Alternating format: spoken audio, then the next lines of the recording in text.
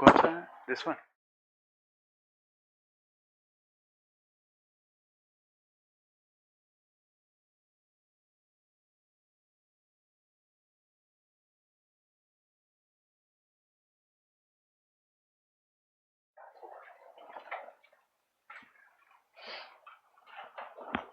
Last class topics.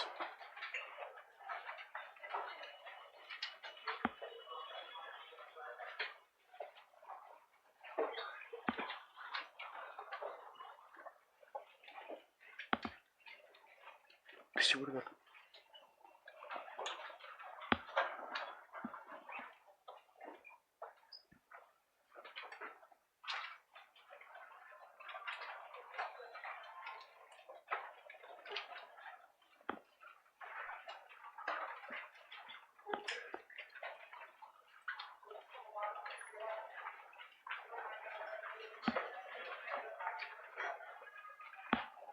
हाँ दे दो.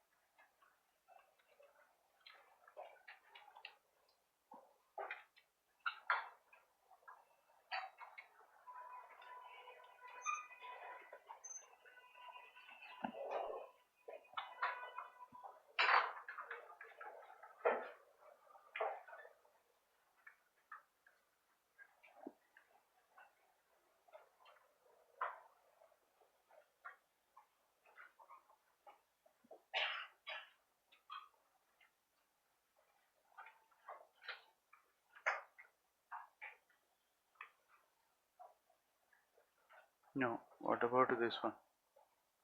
No, there are two topics. No, three topics. So first we give this one. This was already given.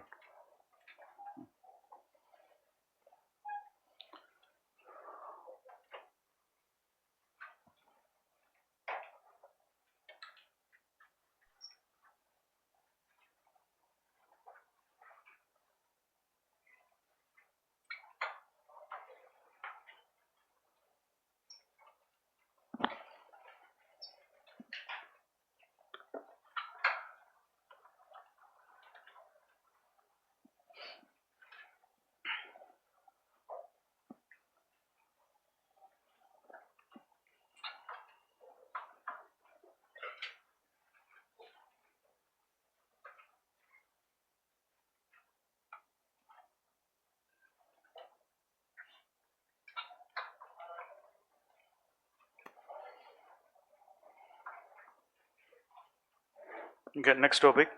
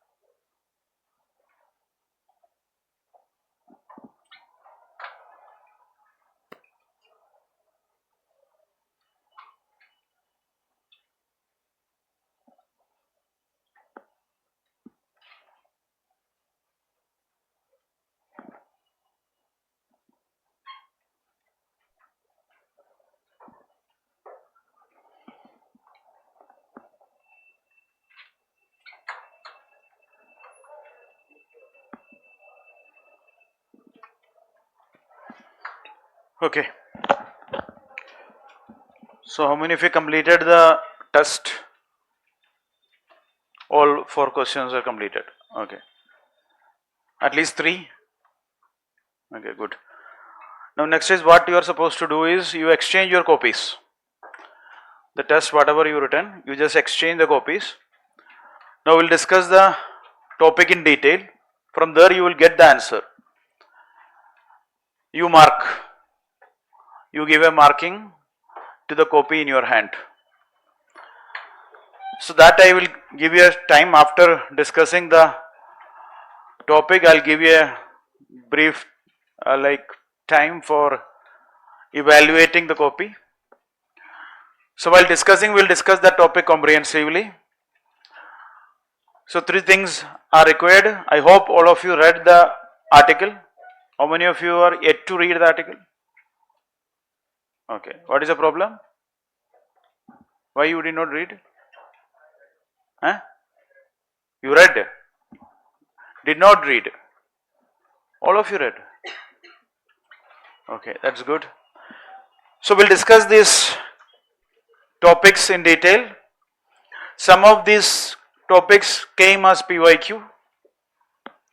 So I also request you to go back and write the PYQ. I hope it's already informed in this batch that Tuesday will be RRT and Thursday will be PYQs. Means we'll tell you beforehand which PYQ workbook you need to bring in. Because what is happening now is that I'm meeting few students and when I discuss with them, the PYQ workbook whichever we gave to you, distributed to you, you just kept it like that.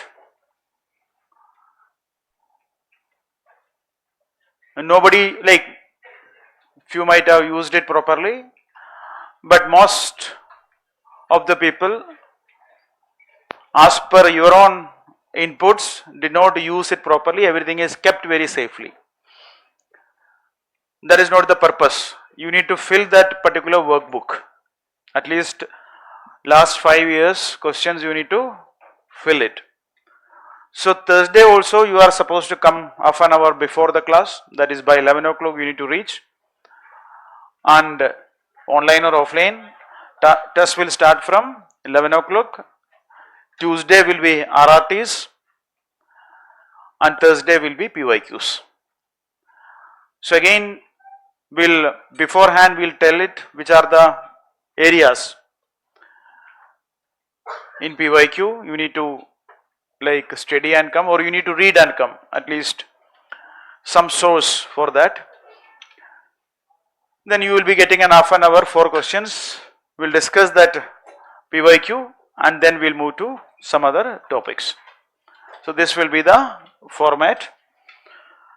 So this is also intended to cover as many topics as possible in a short period. So if we can cover this many topics in a week, it will be more than enough. Okay. So let us start with the first topic, that is environmental jurisprudence. That I will discuss. First I will discuss these answers, then I will come back to that, because there again you need to write an answer.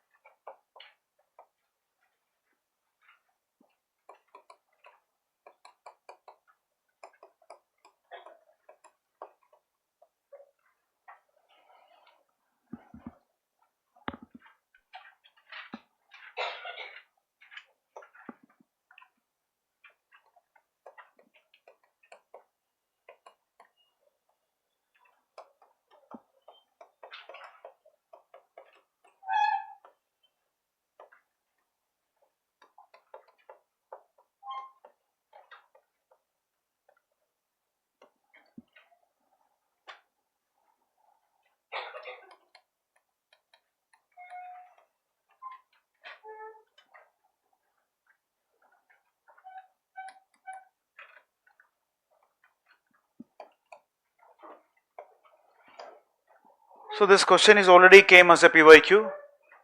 Again, it is in news because of judgments, important judgments. So that is the context.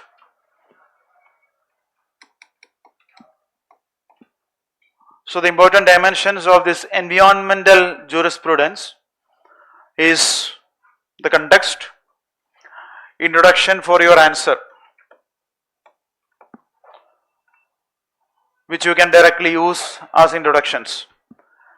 Constitutional premises, legislative steps, laws like Environment Protection Act, expansion of this environmental jurisprudence from a narrow interpretation to broad progressive interpretation.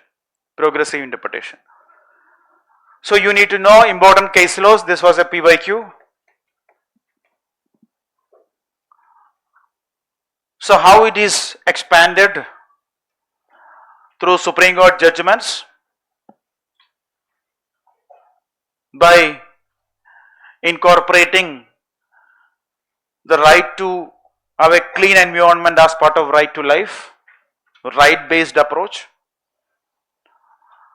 by judicial doctrines, various judicial doctrines like polluter pays principle, precautionary principle, public trust doctrine, these kind of principles and relevant case laws.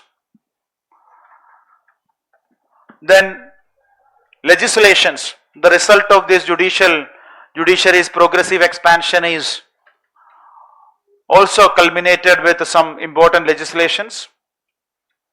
Then the role of institutions, other factors like role of NGOs, global influence, people's movement, say for example Chipko movement, challenges to this environment protection versus development. So there is a core debate whether we need to focus now on environment protection or development focus. And other challenges, some examples which is given in your article also, and suggestions. Now what I am going to do is I will discuss this particular topic. You will get enough points to write as part of the question. The question is the expansion of Article 21 to include right to a clean and safe environment marked a turning point in India's environmental jurisprudence. Elaborate with the help of case laws. That is a question. So this was typical related to a previous question, 2022 PYQ question. So the present context is judgment in Vanashakti case.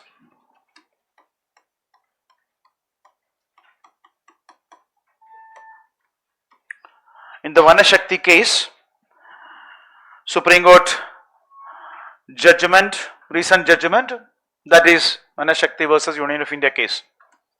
I will discuss the case, but that is a context. Now that is one thing, but the perennial debate is related to environment protection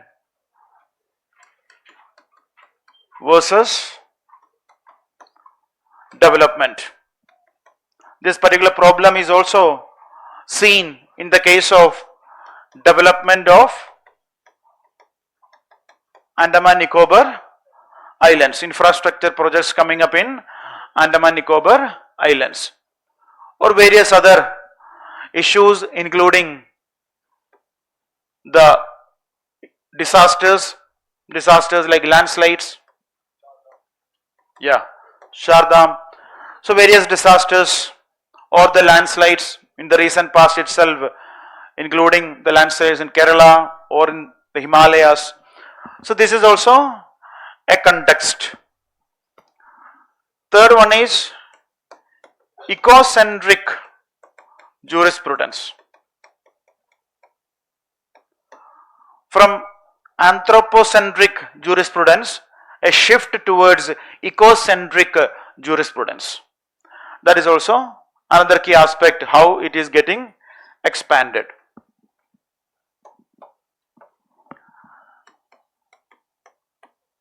Now, one introduction you can use here is that the expansion of Article 21 of the Indian Constitution, the expansion of Article 21 of the Indian Constitution to include right to clean and safe environment,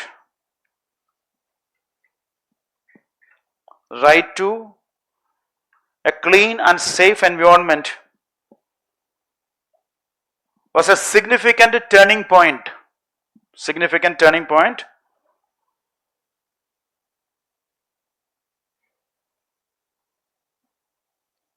in India's environmental jurisprudence, largely driven by judiciary or judicial activism, largely driven by judicial activism.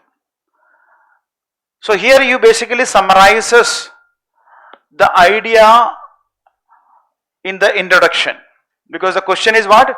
Question is expansion of Article 21 to include right to clean and safe environment as part of right to life, elaborate with the case laws. That is a question. So it basically summarizes the idea what you are going to tell. That is a safe way to start the introduction.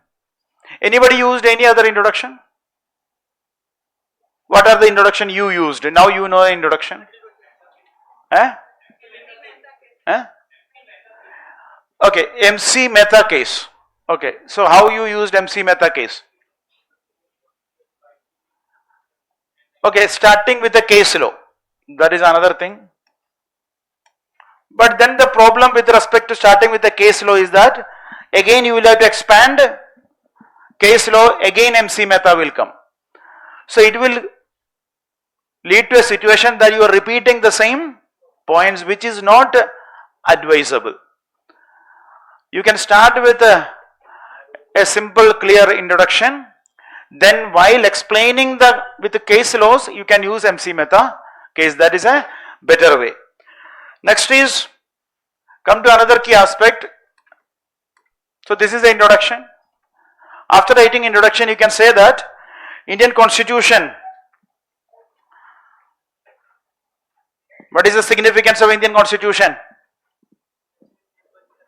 Indian Constitution is not an inert document, but it is a transformative constitution. Indian Constitution is not an inert document, but it is a transformative constitution, thereby adapting as per the needs, societal needs, or what is the basic idea? Doctrine of progressive realization of rights. Doctrine of progressive realization of rights. Our Constitution has the capacity for progressive realization of rights. So as we move forward, our awareness towards environment also increases. So you can just mention one more line that our Constitution is also transformative in nature. Now, for your understanding, you don't need to explain that in the answer, but for your understanding, you need to know that preamble to the Constitution talks about what? Dignity of the individual. Dignity of the individual. When you talk about dignity of the individual, what does that mean? It also means dignified life, also means what? Clean and safe environment. To live in a pollution-free environment. So that is one thing. Dignity of the individual implies the right to live in a clean, safe environment, pollution-free environment. So that is one thing. Second, Constitution talks about what? Article 21. This is for explanation. You already wrote that. I am just telling you that fundamental right also provides protection from environmental pollution through various case laws. Next is DPSP. there is an obligation on the state obligation to protect public health. That implies safe and clean environment. That implies safe and clean environment. For example, Article 47, public health. 48 talks about, or 48A talks about protecting environment. 48A. So DPSP 47, 48A, etc. talks about clean, safe environment. Not only that, fundamental duties, it is the duty of every citizen.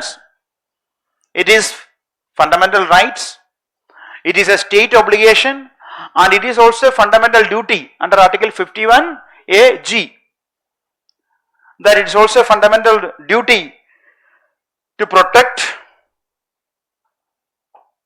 the environment, Article 51AG. So now, what is the significance of here? This is, sometimes the question will be, what are the constitutional provisions which talks about environmental protection? If that is the question, you need to know this one. 3-4 objective things you need to know. That is the relevance. But for in this particular question, you started the introduction with the 21, that is enough. Next is the expansion. The expansion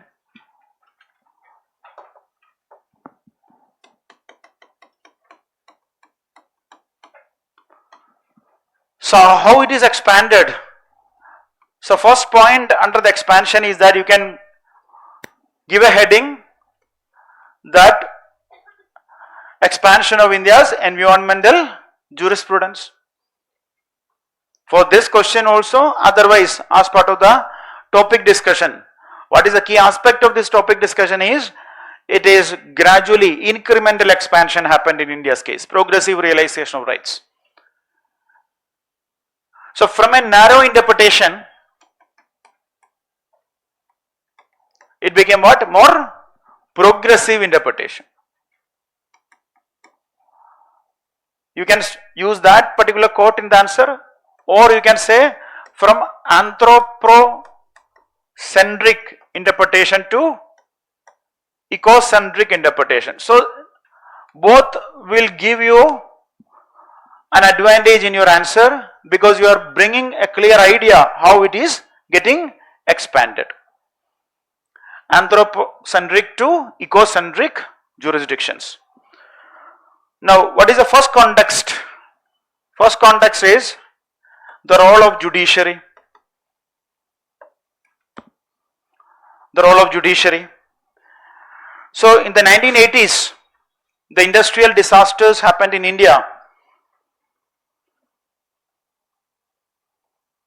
For example, the Bhopal gas tragedy or oleum gas leak.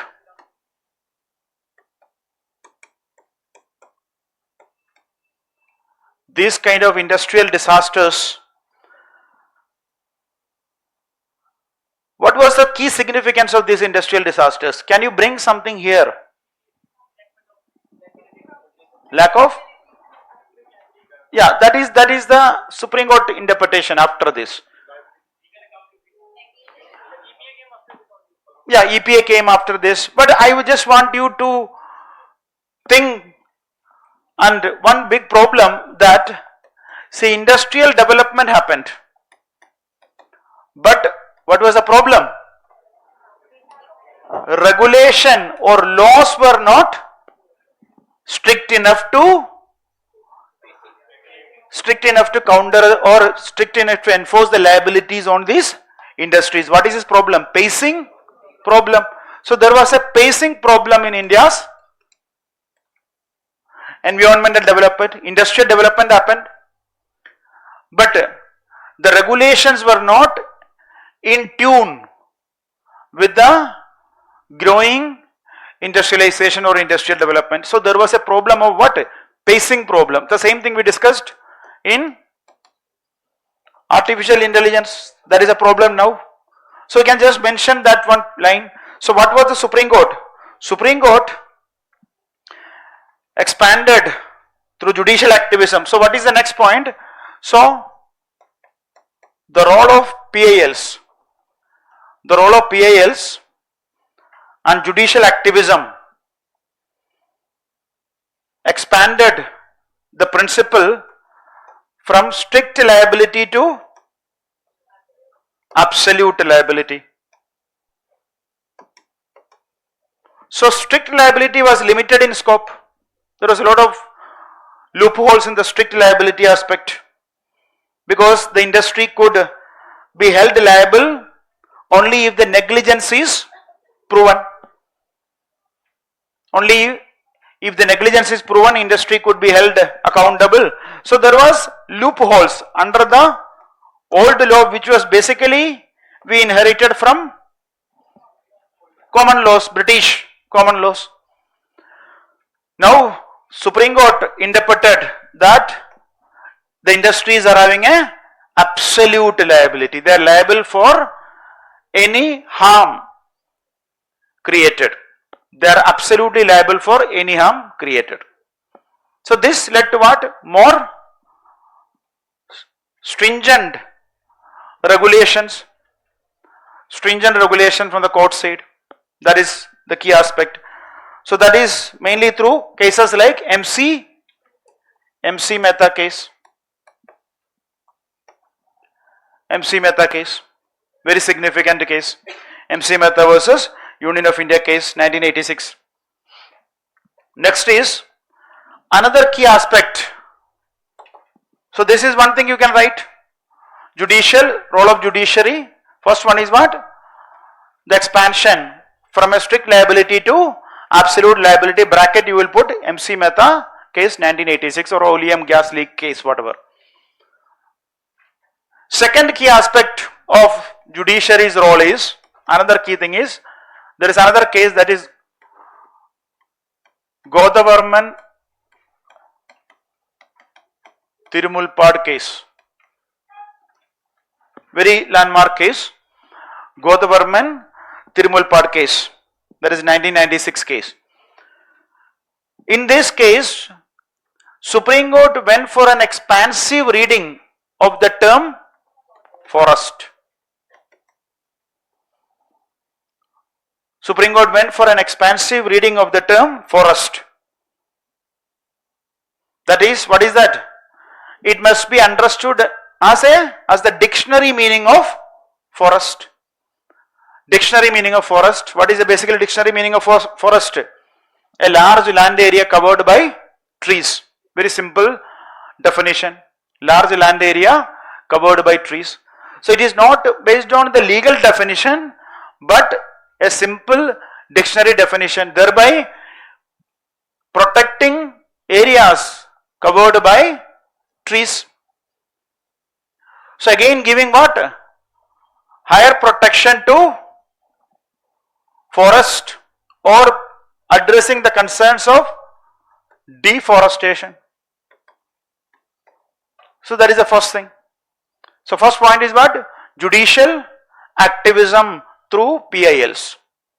Example, Oleum gas leak case, bracket MC Mehta. Second is Godavarman Tirumulpad case, expansive reading of the term forest. Next is, another key aspect is that this also led to rights based approach. Interpretation led to right based approach as part of fundamental right to life under Article 21. Fundamental right to life under Article 21. For example, the cases like MC Mehta case, that is already written. So there is another case, Subhash Kumar versus State of Bihar case. Subhash Kumar versus State of Bihar case, 1991 case. In this case, Supreme Court held that right to life includes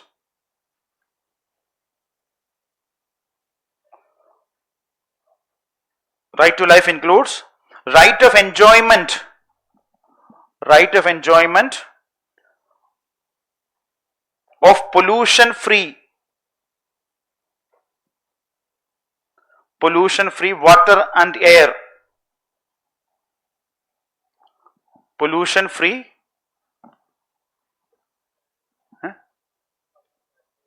क्या आवाज आ रहा है? मेरा ही होगा, आपको कुछ और सुनाई आता? Something else is coming to your. Is there any other sound? What is that sound? मेरा ही आवाज है यार, डबल आ रहा है, तो एक ही बार सुन लो. कुछ कर दो, किसी को बुलाओ. Okay, so Subhash Kumar versus State of Bihar, 1991 case. Supreme Court held that right to life includes right to enjoyment of pollution-free air and water. So that is the right-based approach. Similarly, a recent case. Yes, I am coming to the ecocentric view. We will just discuss that. Uttarakhand High Court declared even river, that is ecocentric view. Ecocentric view of ecocentric jurisprudence basically means that you are considering nature as also having a living existence. Correct. Another recent case is MK Ranjit Singh cases. Sorry, MK Ranjit Singh case.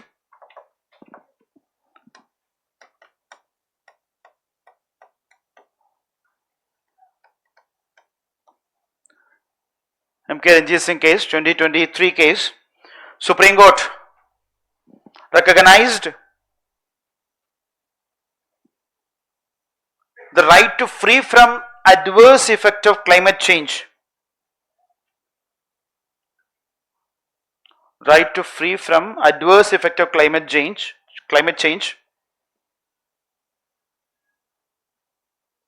as a distinct fundamental right, under Article 21 and Article 14 of the Constitution. Under Article 21 and Article 14. So 21 everybody knows. What is 21? Right to life, right to dignified life also means right to clean, safe environment, pollution free environment. That is part of a right to life. Right to life is not about an animal existence. It is about a dignified human life. That is Maneka Gandhi case. Now how it is related to Article 14? Yes, climate change disproportionately affects the poor and vulnerable compared to the rich. So it goes against Article 14, right to equality. So climate change put an unequal burden on poor and vulnerable, which is violative of Article 14, right to equality. Right to equality.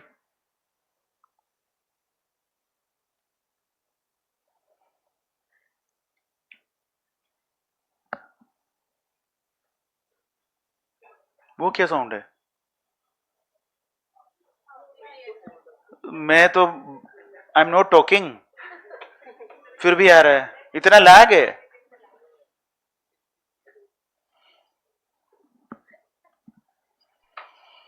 ठीक है. Next one is, there is also another significant case which you can remember as part of the topic. P.A. Jacob versus SP, Superintendent of Police, SP Kottayam.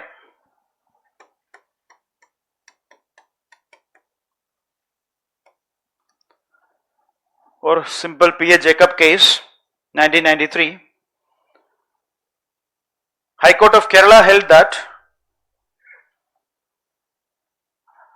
freedom of speech under Article 19(1)(a), freedom of speech under Article 19(1)(a) does not include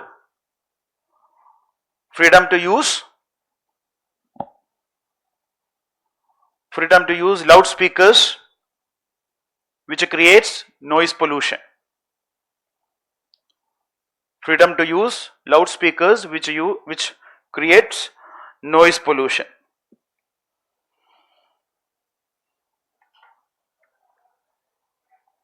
So all these led to what is basically called as the ecocentric jurisprudence or ecocentric view of justice. Ecocentric is nature centric from anthropocentric view. A typical example is the Uttarakhand High Court, which declared rivers as legal persons. That is also example of this. Uttarakhand High Court declared rivers, Ganga, Yamuna, rivers as legal persons. This is ecocentric philosophy. Means they also have their own rights. So all this creates what? Some kind of moral dimension. Ecocentric view basically leads to a moral dimension that basically means that law no longer protects just the human life but the entire nature. That is basically the idea behind One Health approach. It is One Health. What is One Health? Human health, animal health, environmental health. Everything is interlinked. One Health approach. Now doctrines developed. First one is polluter pays principle. So judicial doctrines or doctrines used by judiciary. First one is polluter pays principle. Polluter pays principle. So what does it means? The one who pollutes must bear the cost. That is polluter pays. The one who pollutes must bear the cost of pollution or cost of remedies. Similarly, precautionary principle.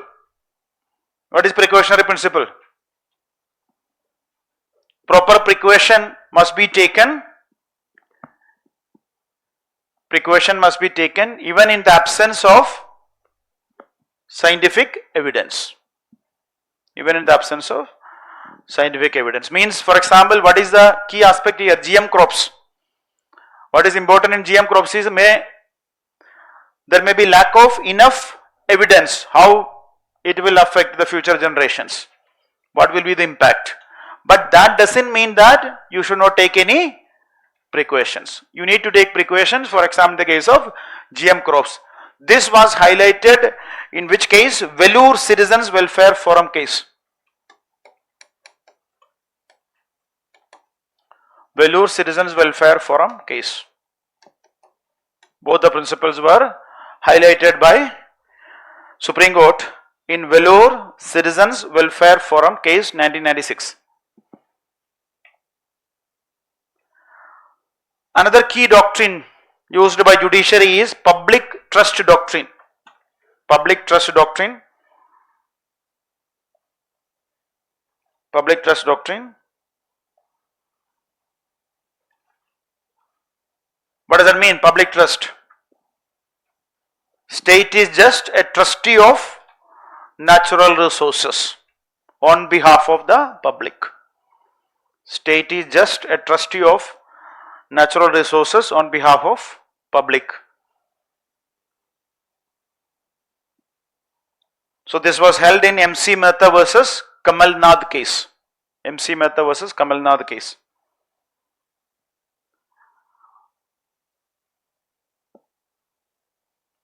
All this led to another key development, that is legislative or legislations. So legislations were not just because of the judiciaries or judicial activism, but it is also because of the overall global movement. For example, Stockholm Declaration. So Stockholm Declaration, India is also party to Stockholm Declaration 1972. Plus the industrial tragedies happened in India, plus judicial pronouncements. So all these three contributed to laws. The international forums like Stockholm Declaration, to which India is a party, 1972. Second is our own domestic industrial tragedies. Third one is judicial pronouncements. Everything contributed to what? Laws, formation of laws. That is another significance. How it will get codified. Codification is an important step. So such codification happened through laws like Environment Protection Act 1986 or National Green Tribunal Act. A separate institutional mechanism was established. So these were significant laws. Next is, so for example, even this also led to the next, that is establishment of tribunals or institutions like National Green Tribunal to look into the environmental related issues, exclusively set up to look into environmental related issues.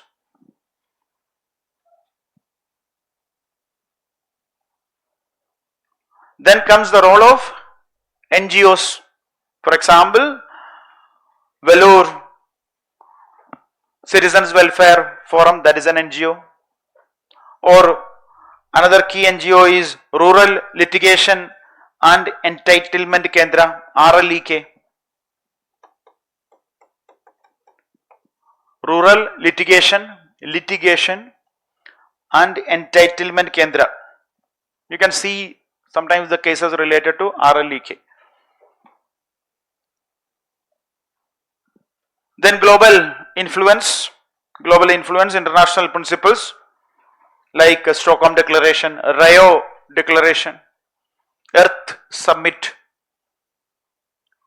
or UNFCCC, United Nations Framework Convention Against Climate Change. And presently,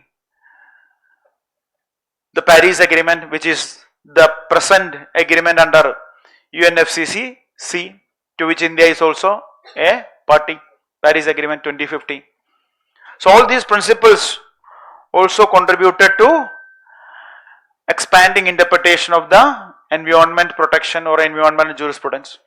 Plus the people's movement, for example Chipko movement or other environment protection movement, which also acted as a catalyst. Now what are the positive implications?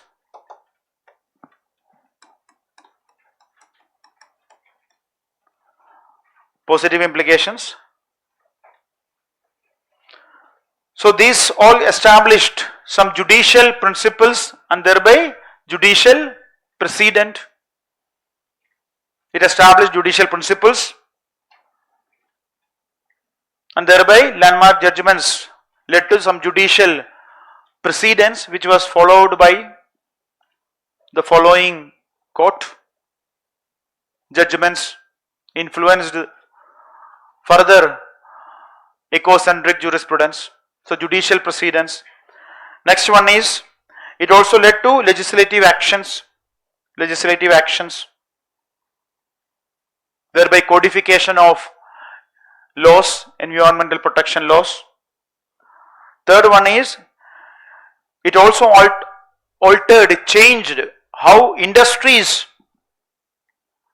looked into the pollution. For example, various pollution standards, including pollution standards applicable for automobiles. So those kind of changes happened, and this also transformed the citizens. How? They also now become what? It is now enforceable right.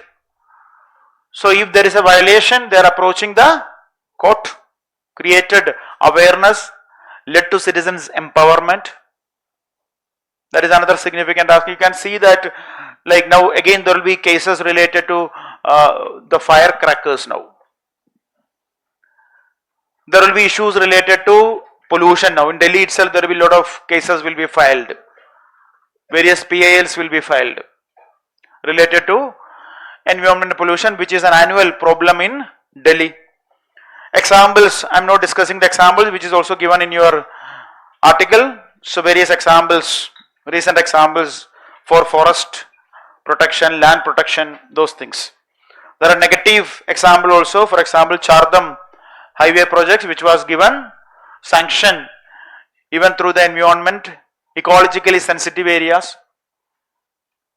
There is a problem. Or the sanctions to Mumbai coastal road, ecologically sensitive areas, or the dilution of Western Ghats protection suggested by Gadgil committee. Gadgil committee's recommendations were basically diluted by bringing Kasturi Rangan committee, but still it is not properly implemented. So such dilutions are a challenge. Such examples, positive and negative examples are there. Now overall challenges to the environmental jurisprudence or environmental protection, we are taking up from the paper 2 dimension, political governance dimension. So what is the first one? The core of the debate is environment versus development. So India needs rapid economic growth. India needs development to uplift the people from poverty. India needs more energy. India needs more industries. And when India focus on sectors like manufacturing sector, what is the key aspect? It will be more polluting compared to service sector, more polluting. So such a debate is a problem where you should focus, environment or, so there is something called as environmental Kuznets curve.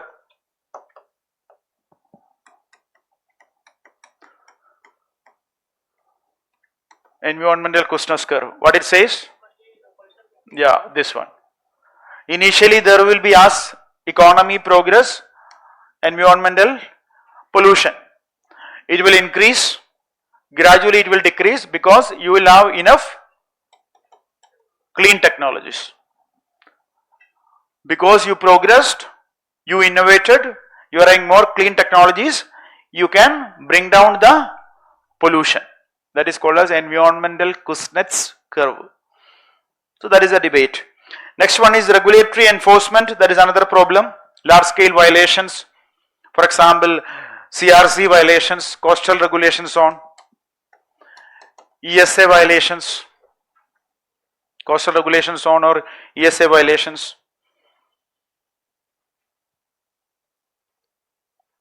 Another problem is greenwashing. What is greenwashing? Yeah, misleading claims by, especially by private companies. They'll say that this is for environment protection, actually disturbing the environment. Greenwashing by private companies. Next problem is what? Next, another key challenge is our own international commitments, Paris Agreement commitments, or Earth Summit commitments. So that is also needs to be protected. There is a recent ICJ ruling, that is also another context. ICJ ruling. In this, ICJ said that countries, states have an obligation. States have an obligation. International Court of Justice ruling. States have an obligation to protect the environment. Protect the environment from GHG, greenhouse gas, GHG, greenhouse gas emissions, and has to act with a due diligence. State has to act with a due diligence. Another problem for India is also we are not reached this. So there is a problem of technological gaps. Technological gaps are there. So what is the final suggestion for all these topics? What is the best way to conclude? Picket. You need a proper enforcement of the policies, enforcement of regulations, that is P. Second, you need effective regulatory bodies. You need coordination between center and state. You need awareness, knowledge, awareness among the communities related to environment protection. You need to finance, funding is required. Local level to state, national level funding is required. And finally, use of technology. That's it. Now what you need to do is, you can see the key aspects. So what are the key aspects in this thing? You can start with the introduction. In body part, what are the things you need to write? Judicial expansion with the 3-4 important case laws. Then what you need to write?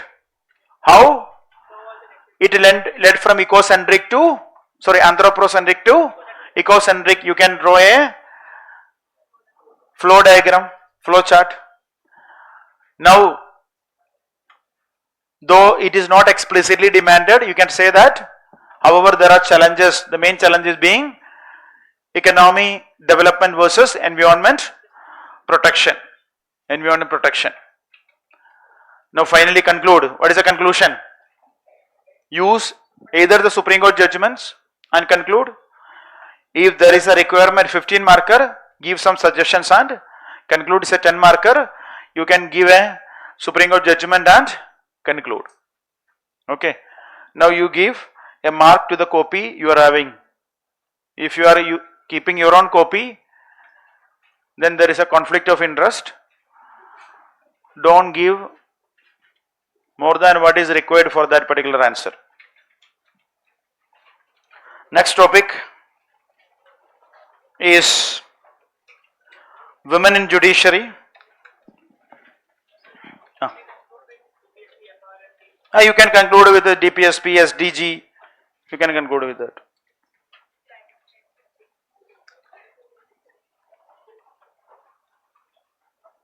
Next is women in judiciary.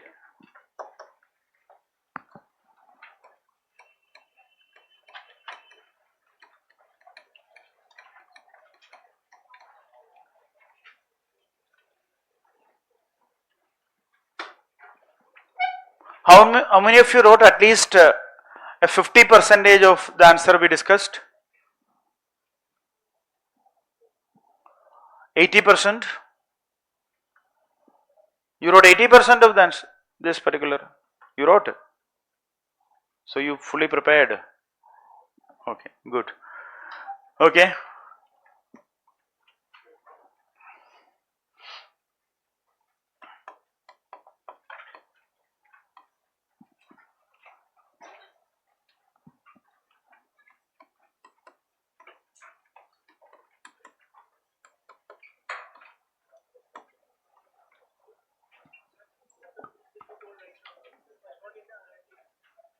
It won't be narrative.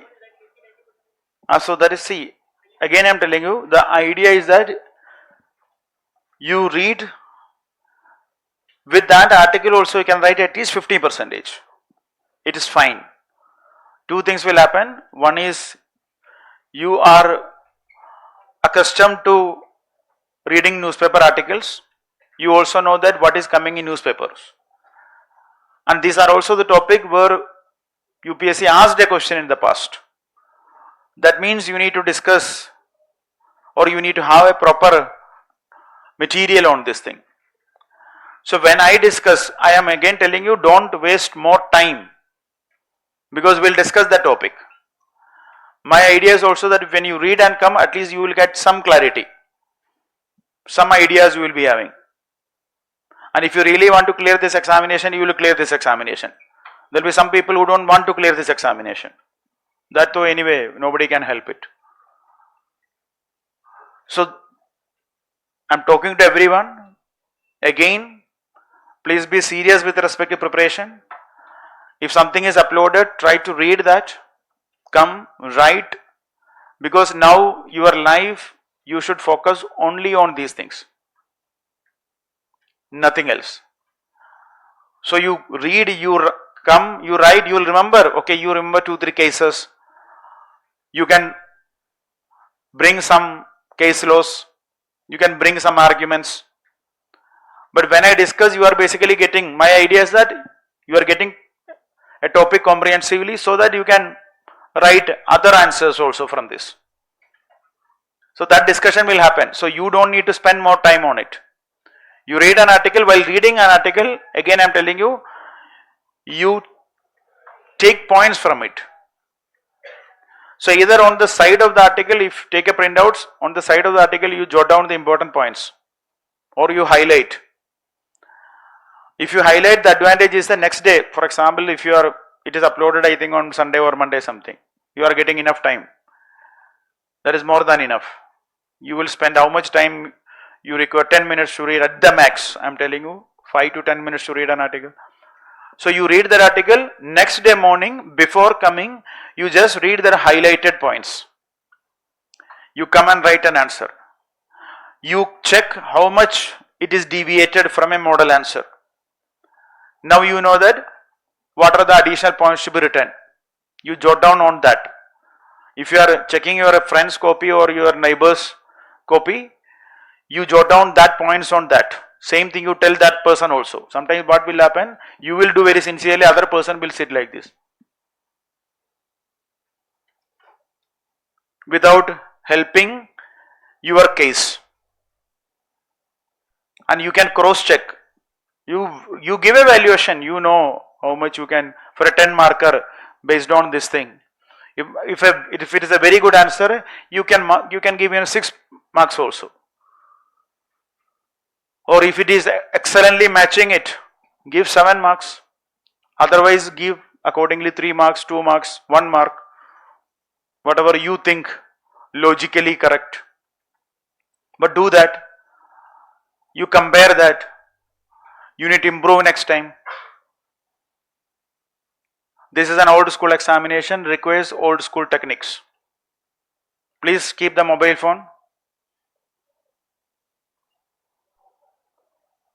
How many times I need to tell this? When we are discussing something seriously, also busy in sending messages. It is against the environment, class environment. Please don't do that. Next is women in judiciary. So,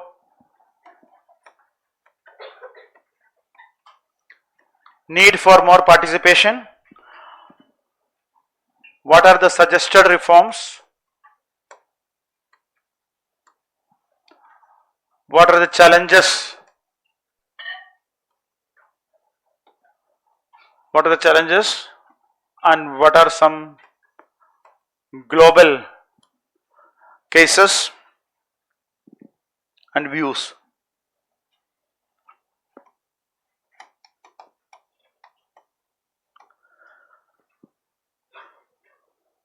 So here the best way to start this is basically putting in a data, because the question is, discuss the need for greater participation of women in higher judiciary, that is High Court and Supreme Court. What reforms are needed to institutionalize gender inclusivity in judicial appointments? So the safe and best way to start this is use a data which shows that there is a glaring gap of gender inclusivity in higher judiciary. The data is already given in your article. That is since inception. So how you can start with respect to this is directly say that only 11 women judges have been appointed to the Supreme Court since its inception in 1950. So out of 287 judges, only 11 judges are from women category. So that is a huge, wide, a glaring discrimination. So it is only around 3.8% of the total judges. Now instead of using 3.8%, I recommend you to use the number, because number will give more stark reality of that. So you can write like this also, only 3.8% of the total judges were women in higher judiciary since inception. But it won't give you that impact if you are writing 11 judges. That is having a serious way you can just put that idea. So that is the best way to start this. Next is, what are the constitutional dimension? So the underrepresentation, it is not just about symbolism. Underrepresentation also undermines the constitutional aspect. It is not about symbolism. It is not about having women as a aspect of symbolism, but it is also about what? The constitutional mandate under Article 14, that is right to equality. Right to equality. So equality means what? You need to overcome the institutional barriers which creates inequality. Institutional barriers are creating inequality which goes against the constitutional mandate under Article 14. Second, our constitution also talks about what? Safeguards. What are the safeguards? No discrimination on the basis of sex under Article 15 and Article 16.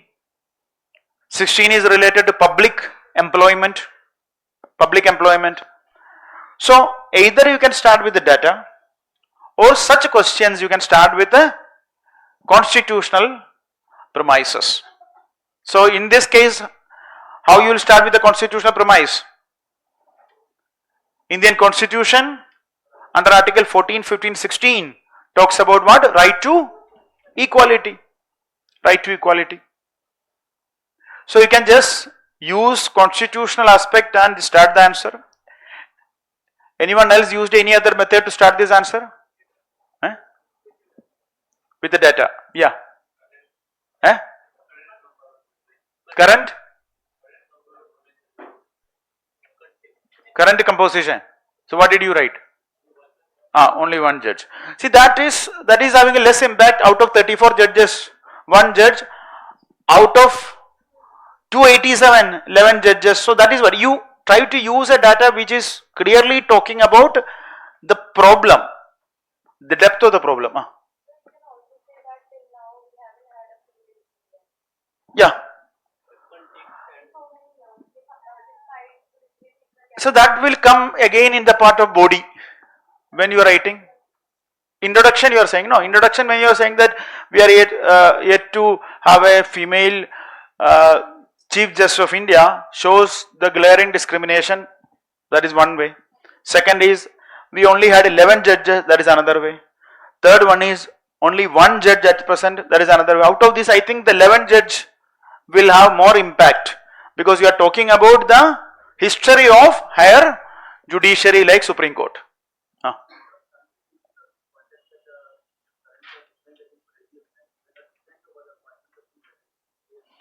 See, the question is not about those things, question is more about, you should clear some myths from your mind. See, what is required for a good answer is a good content. You don't need to always think about, I should always start with some context. No. The answer should be relevant, the introduction should be relevant, body needs to be relevant, conclusion needs to be relevant. Even if you are writing something implicit, it should have some kind of relevance to the demand of the question. That is the only thing. So you think of anything, if you think that, so I'll write that, okay, recently the present judge, Justice B.V. Nagaratna, dissented against appointment, it won't make much sense, because you will have to again explain all those things. So you can always bring, question is what? Question is, discuss the need for greater participation of women in higher judiciary of India. Your scope is limited to what? Either start with the constitutional premise, or you start with a data. Data is recommended because data will show that the problem is very severe. That's it. Okay. So next is, that is one thing. Yes. No. It is not there in judiciary.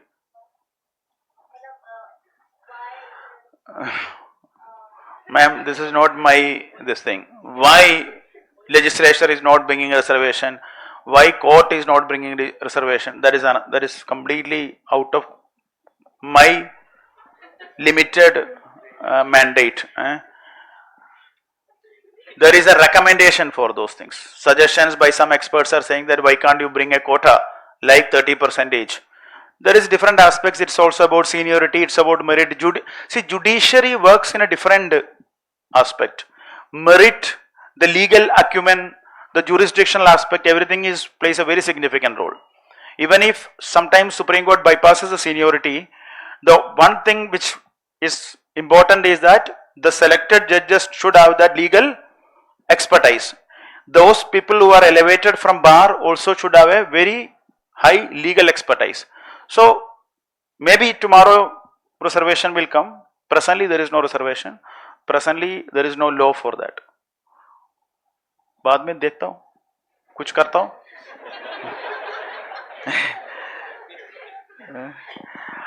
So that is the first thing. So judiciary, it is violative of Article 14, 15, 16.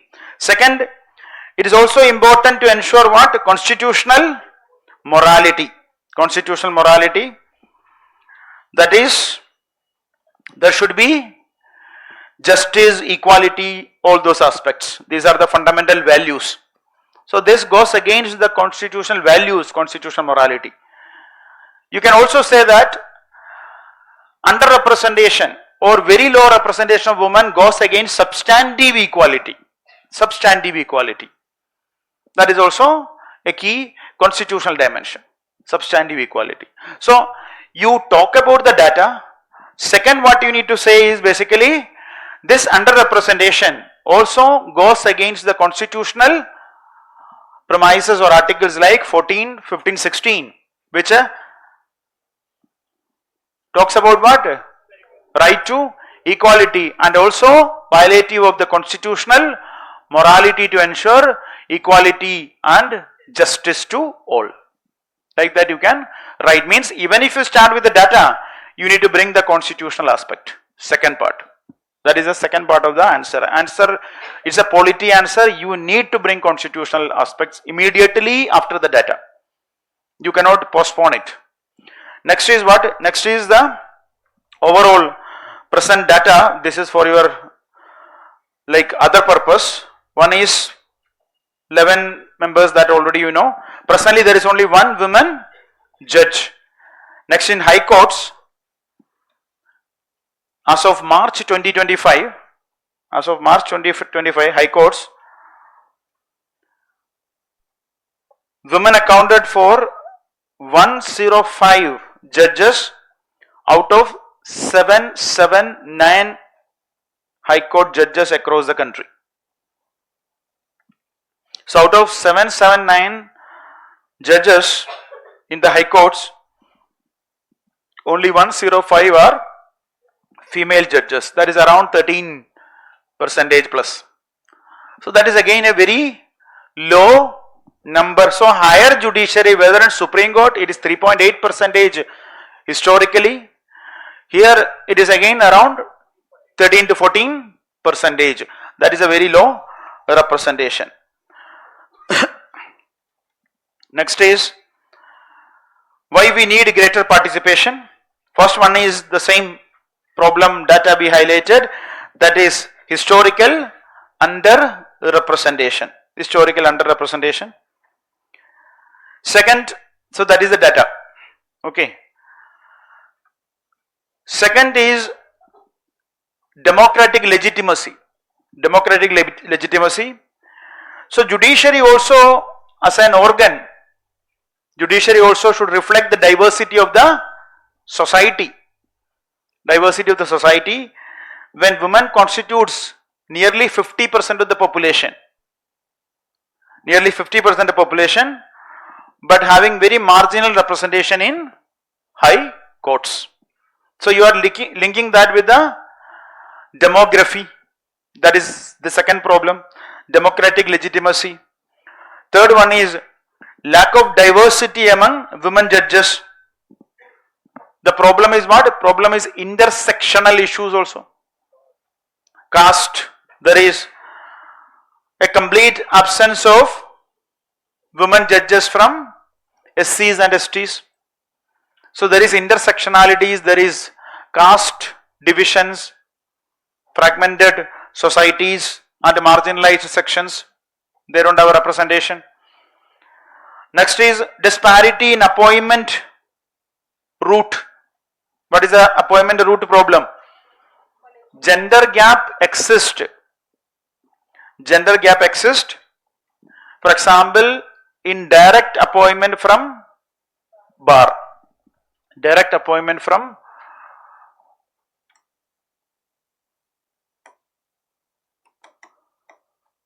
bar. Most of the direct appointment from bar is men. Men generally goes to bar. So, no, this bar is bar council. The problem with you is that your mind is completely polluted. So that is the next problem. That is appointment route. There is a gender discrimination. There is another. Second, another problem is delayed appointment. Delayed appointment.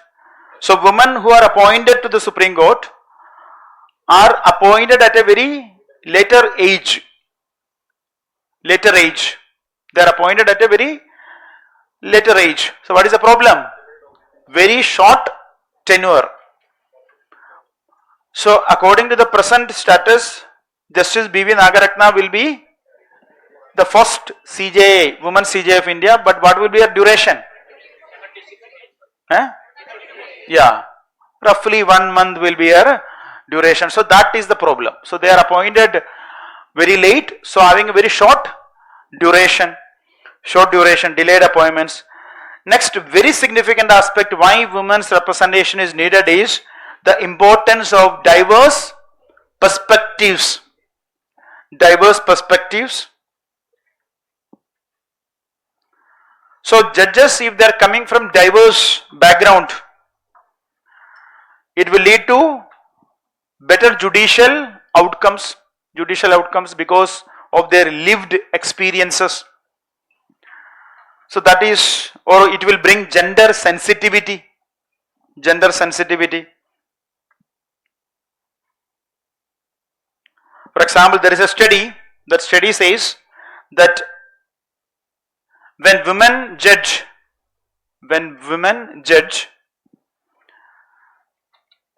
they judge with a feminine ethics of care. They judge with a ethics of care.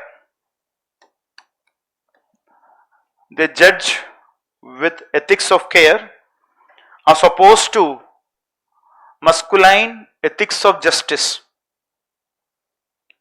Ethics of care versus ethics of justice. So this is the study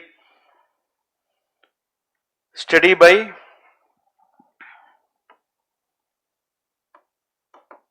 Carol Gilligan.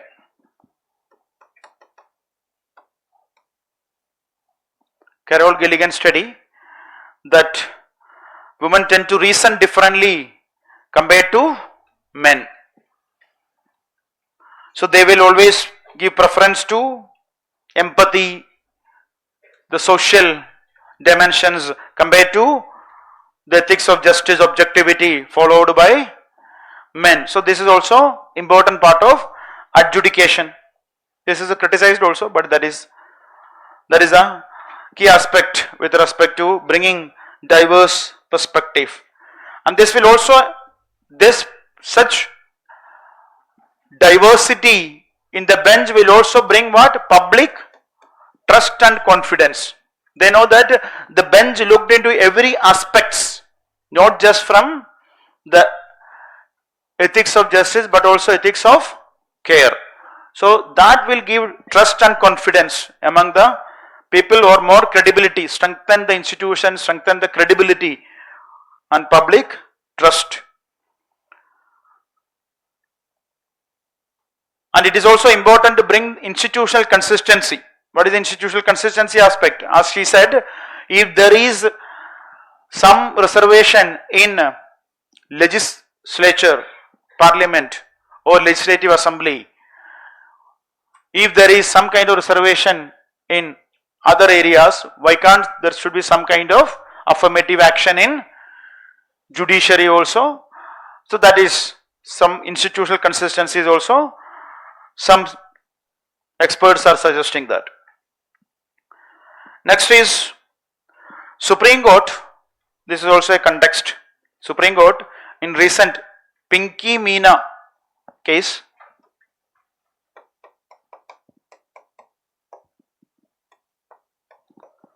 High Court of Rajasthan 2025, Pinky Meena versus High Court of Rajasthan. Supreme Court held that greater representation of women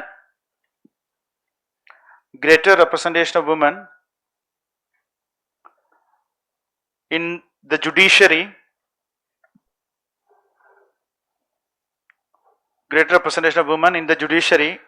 greatly improve the overall quality of judicial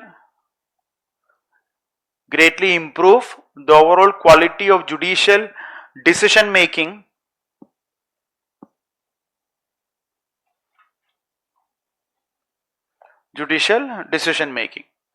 So that is the significance. So hence we need what? We need reforms. So you can write about 2-3 important need. That is the first part of the question. After giving an introduction, putting that in the constitutional premise, directly talk about what? The reforms required. And whatever be the question, this will be the same idea. Even if the previous question, UPSC question was also same. So this will lead to what? Inclusivity, equality, equity aspects in judiciary. It will bring gender equality, gender equity and gender inclusivity in judiciary. That is what is the expectation. Next is what are the reforms? So first one is gender as a criterion for appointment. So there should be a criterion for appointment. What is the criterion? Use gender as a criterion for judicial appointments. So if caste, religion, regional representation is a criterion, why can't gender is also a criterion? So gender as a criterion for appointment other than the religion, region, caste, all these dimensions. So gender as a mandatory criterion, that is one way you can do that. Second is to make it consistent. How you can make it consistent? By having a written policy. Written policy established by higher judiciary will make it consistent. There will be a commitment, formalization aspect. It will formalize the commitment for gender diversity.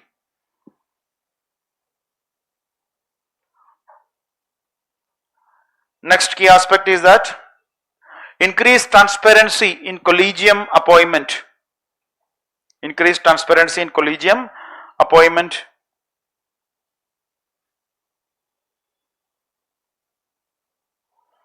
So for example, recently Justice B.V. Nagaratna dissented against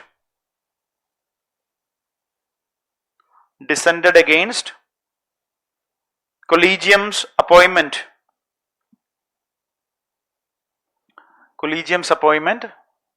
Citing CITANG, citing that women judges who were senior to the recommended judge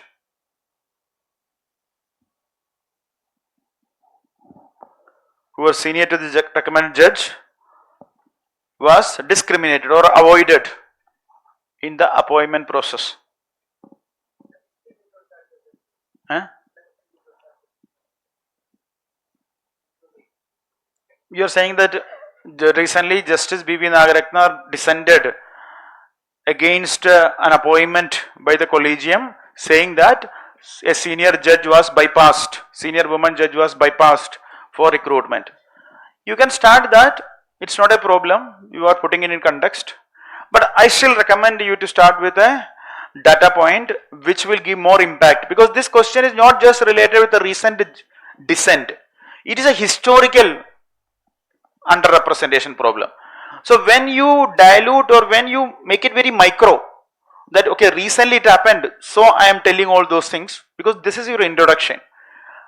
Second, you are having a very broad view and you are saying that there is a historical underrepresentation, hence these are needed, hence these suggestions are recommended. That will be better. This point you can bring in body part, like what we are discussing, because that will, see, the idea is to influence the examiner. Examiner will be influenced more by having a broad idea on the topic rather than recently you read something in newspaper. Okay. So that is another aspect. Next one is establish a mandate. Establish a mandate for greater representation. For example, Supreme Court directed Bar Association. Supreme Court directed Bar Association. Supreme Court directed Bar Associations to mandate 30%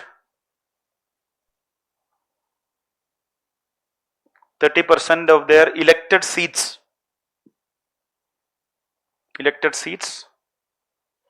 to be reserved for women.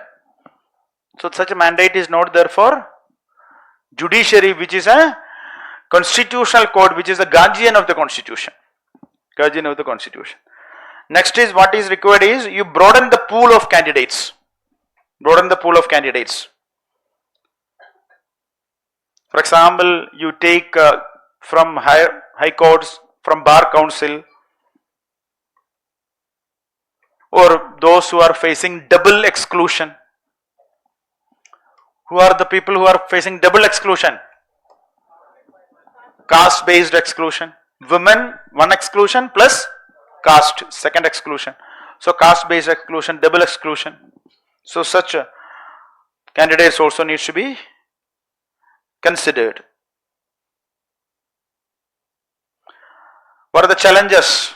See, one major challenge with respect to this reservation system is that it should not dilute judicial meritocracy. That is very important. So how you need to select?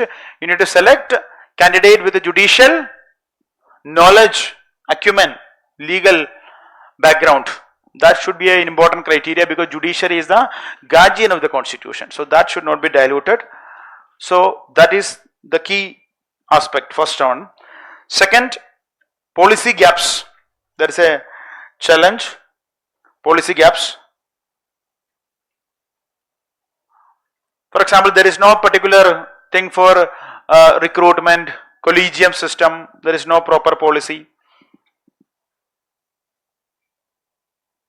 Next is same thing with respect to infrastructure. What is the problem with respect to infrastructure? Many, even high courts lack the basic infrastructure required for women. Basic infrastructure required for women, including toilet facilities, that is not provided. Yeah, CJ in the past said about that only, like that is, I think, in the case of some high court. So you can, yes, you can mention that.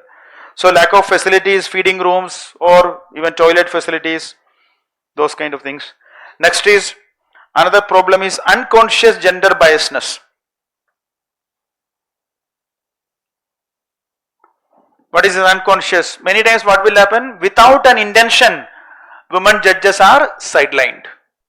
Without an intention, women judges are sidelined. For example, if there is an administrative committee to be constituted, women are not given any preference.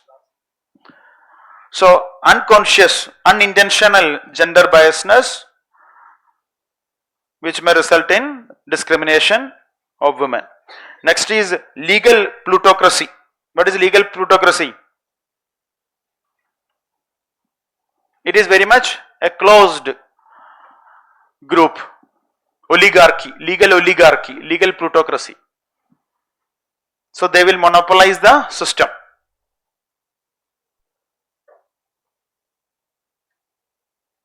Or there is one more term, homosocial morphing.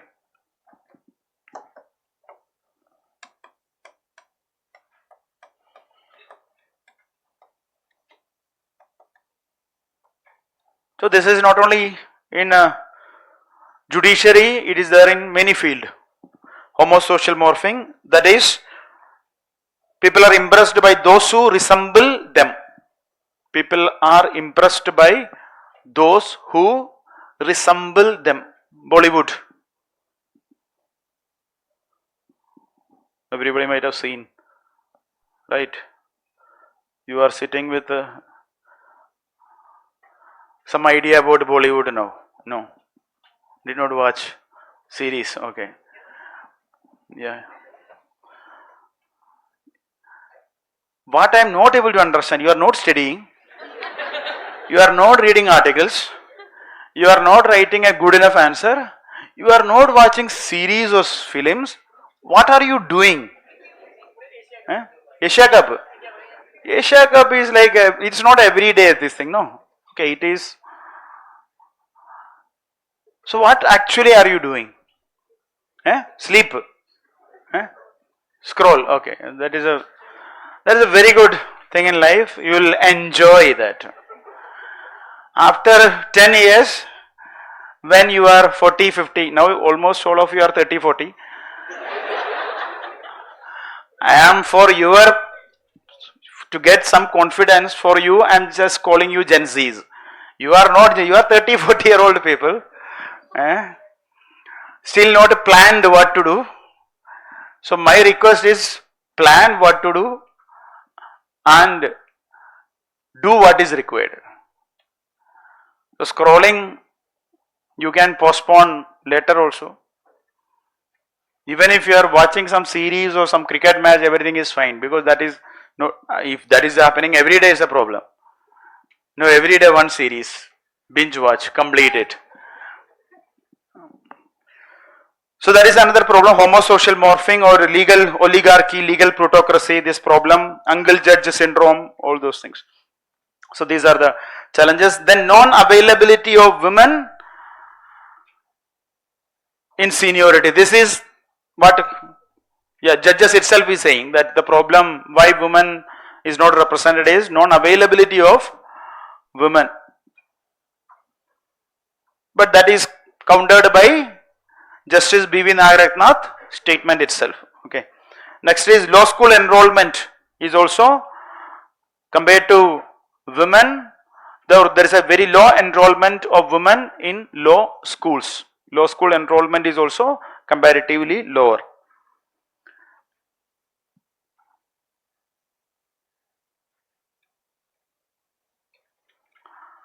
Justice N.V. Ramana, former CJA, he said that after 75 years of independence,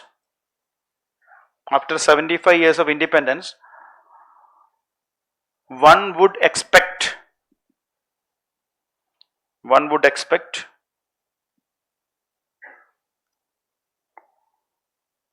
at least 50% representation.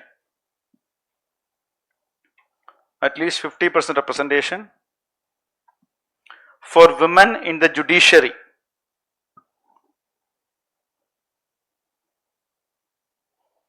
Women in the judiciary at all levels.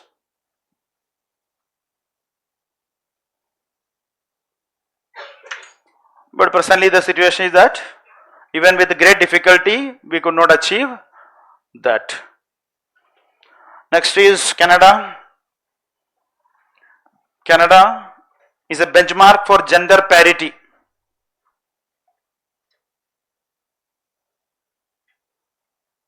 Benchmark for gender parity, where women constitute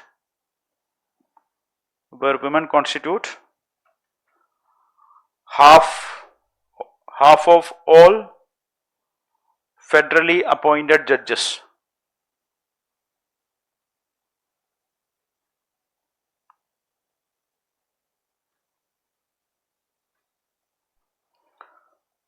Okay, they even have female majority benches. Okay. Then the key aspect is what? Our own obligation under Convention against elimination of all forms of discrimination against women. Our own India's obligation under Convention on elimination of discrimination against women, which also means we are an international obligation.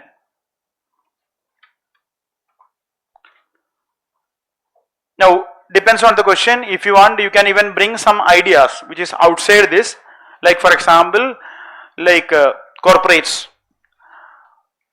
Corporates are also now, even SEBI has rules like representation for women. So there are, even not only in the government organs, outside corporates are also have methods, mandates for increasing women representation in boards or in high positions. So that is also, you can bring in those ideas. Okay, so you can check. I'll give 1 minute, give the mark.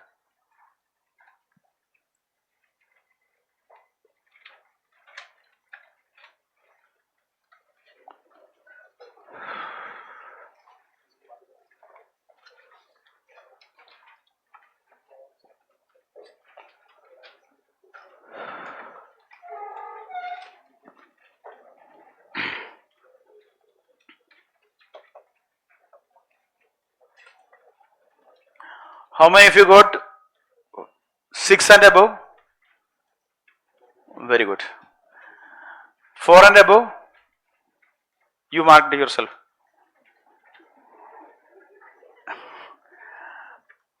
See, the basic aspect is that don't check your copy yourself.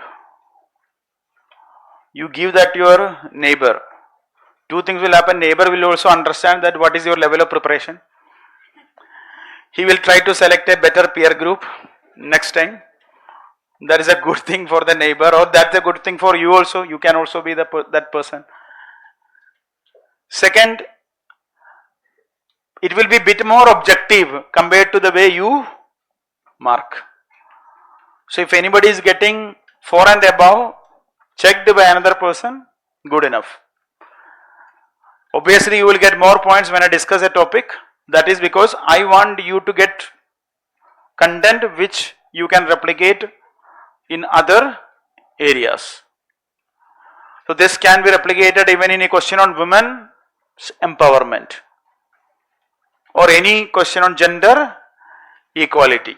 So there 1 or 2 points from here will come as a point in that particular topic which talks about gender equality, women empowerment, those kind of topics. You can use this data also in body part of question related to the problems of gender equality in the country. Next is UN reforms.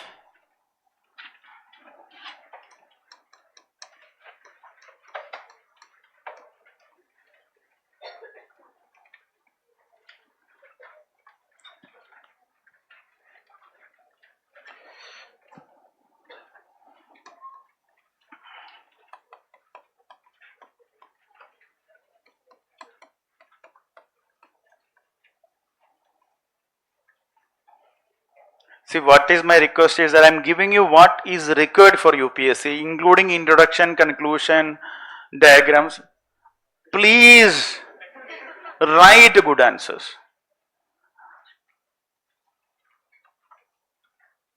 The only thing what you are supposed to do is that revise this properly, use this content, use this keyword, use the codes, data wherever is required, and write a good answer.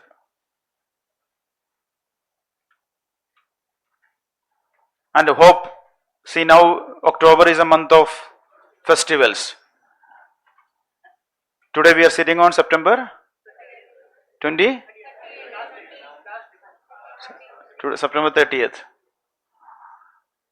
October will go like blink it. suddenly you will reach number first. So please make sure that you are doing your responsibility properly. In between the festivals also, you celebrate the festival, enjoy the moments with your loved ones, but what is important is that don't derail your preparation. So while doing some, what is the dance? Dandiya. ठीक है. So you take one small QRC or something, and between that you take and read and keep it. You be active with respect to your responsibility. Don't compromise on that. You take a small, like you keep it in your pocket wherever. Now I think this, everybody is in pockets, right? So you keep that and you suddenly you dance and you turn and you look at and then you smile and dance. But do that. You should not deviate from your studies. You enjoy everything, but you should not deviate. So next is UN reforms. So that is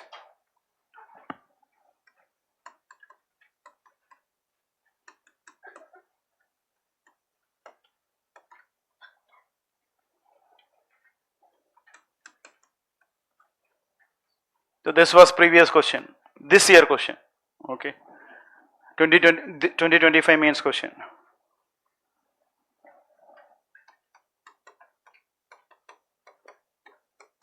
So out of the three topics are directly or indirectly came in UPSC already. Some change in the language will be there, but content is almost same. You can use the same content and write a beautiful answer.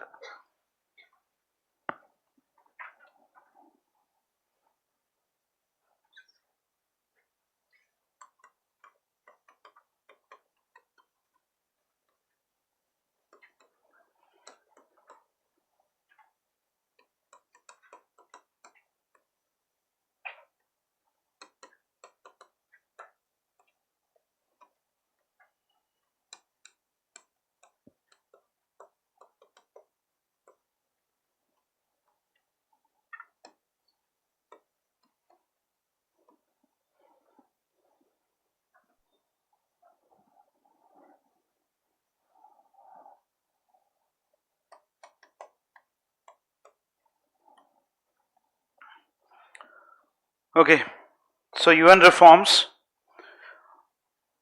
So the question is, discuss the contemporary factors influencing the transformation of United Nations. What opportunities and risks do these presents for India? The two parts. First one is, what are the factors influencing the transformation of United Nations? Second is, what are the risks and opportunities for India? That is a direct question, and previous questions were also either this or it will be linked with this and this. Okay. So the key dimensions are the context, introduction for your answer, factors transforming United Nations, India's case, what is India's status, our position, global position, what are the risks and opportunities, and some steps taken by India, and finally some important views. So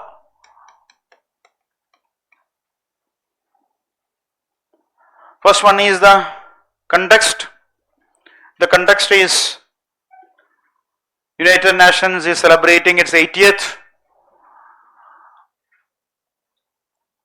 establishment date. That is a very significant year, 80th session. So that is the key context. So in this particular context, scholars, many articles were there related to UN's 80th birthday and its significance, its challenges. So one key article written by C. Rajamohan, the advantage is that you can directly quote C. Rajamohan, write something. Like whatever his argument, you can say that according to C. Rajamohan, this. So that is the context, and this is also the introduction.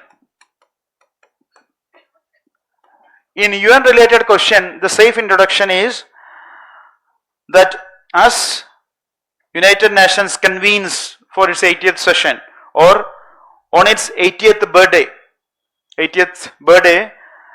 the United Nations faces profound transformation, challenging the foundations of the post 1945 system when UN was established, formed, created. So this is, again, see the introduction, it basically summarizes the UN's 80 year. What is that? UN is now going through a transformation compared to the post 1945 system. Presently UN is facing a lot of challenges. So it basically says about when UN is established and what is the present context. So that is how you can summarize introduction in some proper manner rather than just giving a very generic introduction. Second is some views.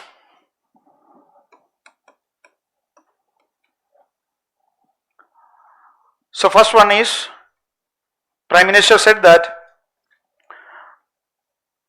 the success of humanity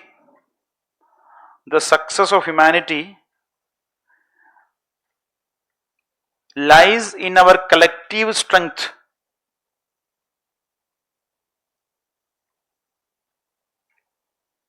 Lies in our collective strength, not in the battlefield.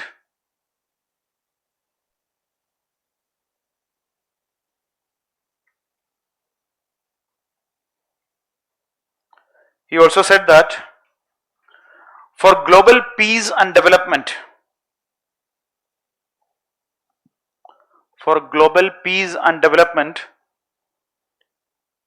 reforms in global institutions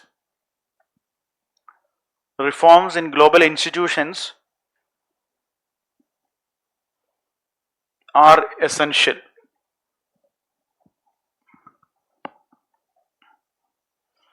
Third is UN Secretary General Antonio Guterres.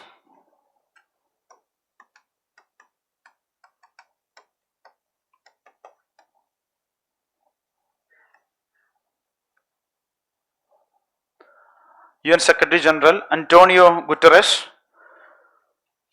he said that UN can't build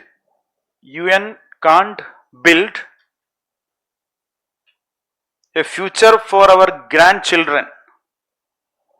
UN can't build a future for our grandchildren with the institution of our grandparents.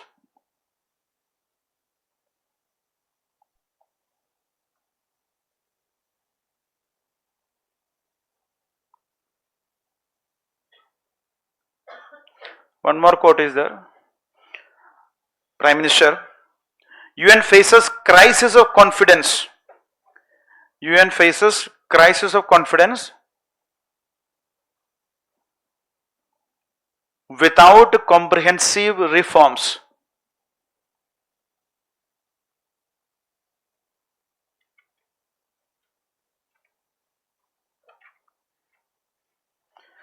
Okay. So these quotes are useful. You can conclude your answer in such questions with a quote, or you can start with a quote. That is also one way.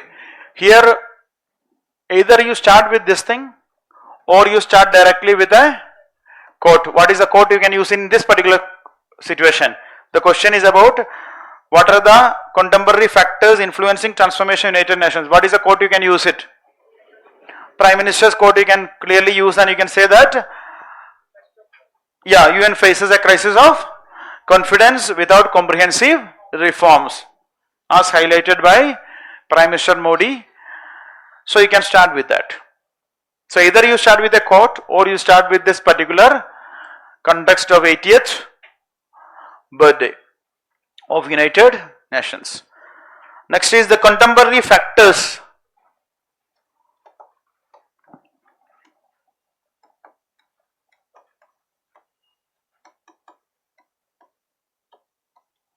Contemporary factors that is transforming the United Nations. First one is US retreat from multilateralism. So the primary factor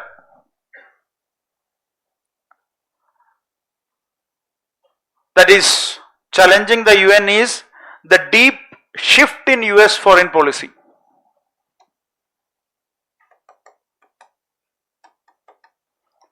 Deep shift in US foreign policy from multilateralism to unilateralism. Multilateralism to unilateralism.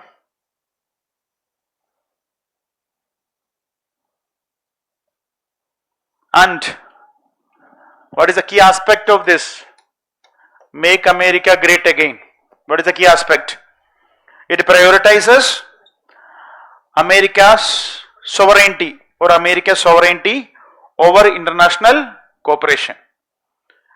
It prioritizes America's sovereignty over international cooperation. So how it is visible? First one is US withdrawing from major UN bodies or UN entities. US withdrawal from major UN entities. Example, UNESCO, WHO, Human Rights Council, Paris Agreement, WHO, UNESCO, all those things. Second, this is further escalated by funding cut, reduction in funding by US. For example, WHO, peacekeeping everywhere.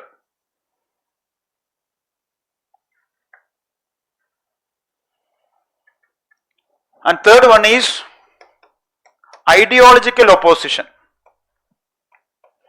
US ideological opposition. For example, climate change or social policies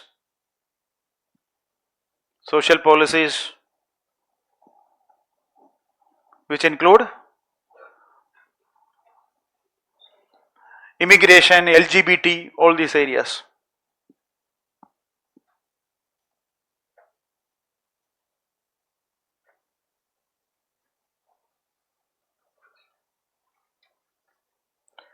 Next problem is China's.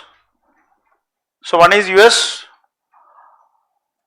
shift in US foreign policy, US actions. Second is Chinese actions. China's growing assertive multilateralism. So if US is focusing on unilateralism, America first, nationalism or national interest, sovereignty on top of multilateralism. What China is doing is China's trying to expand its influence through assertive multilateralism through Chinese models. It is different from the liberal models of the West. Chinese alternative models, which include BRI, Belt and Road Initiative, or global development models.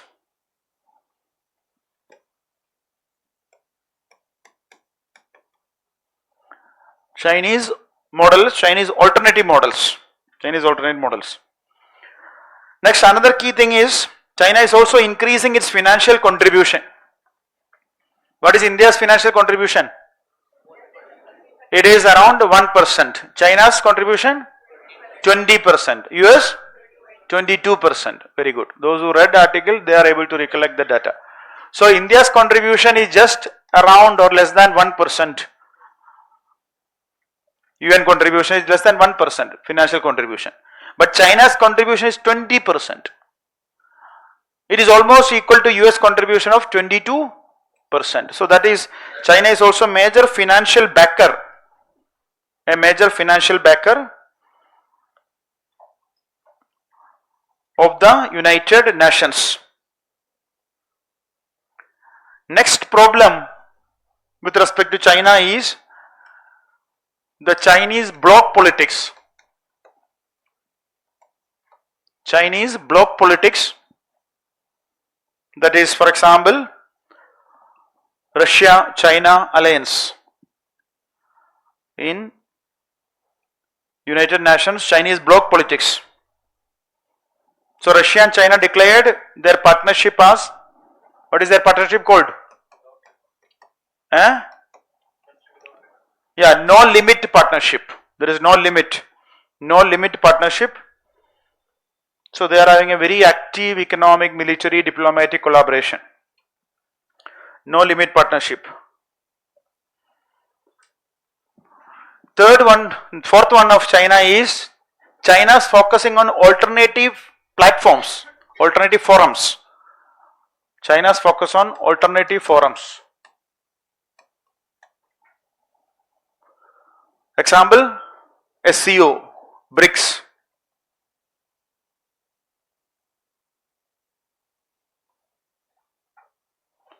Next is the geopolitical challenges. Geopolitical challenges. One major problem now is, what is happening is that the two bloc world, similar to the Cold War period, a two bloc world. Next is systemic deficit, United Nations systemic problems.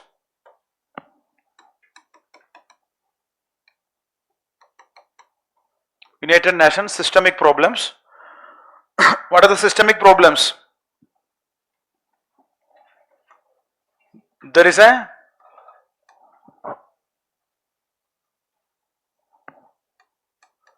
democratic deficit.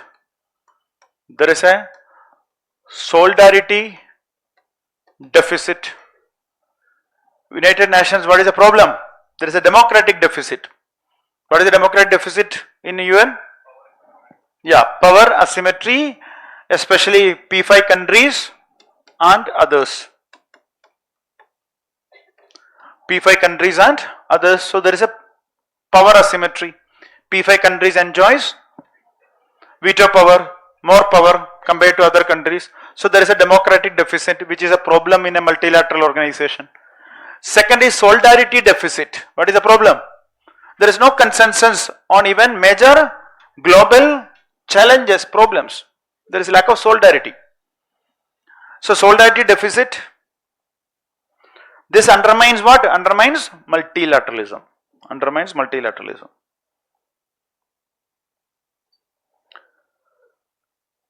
Next is crisis of confidence. This leads to crisis of confidence. And another problem is the global fatigue on multilateralism. So there is an overall, after 80 years when you analyze what is rising,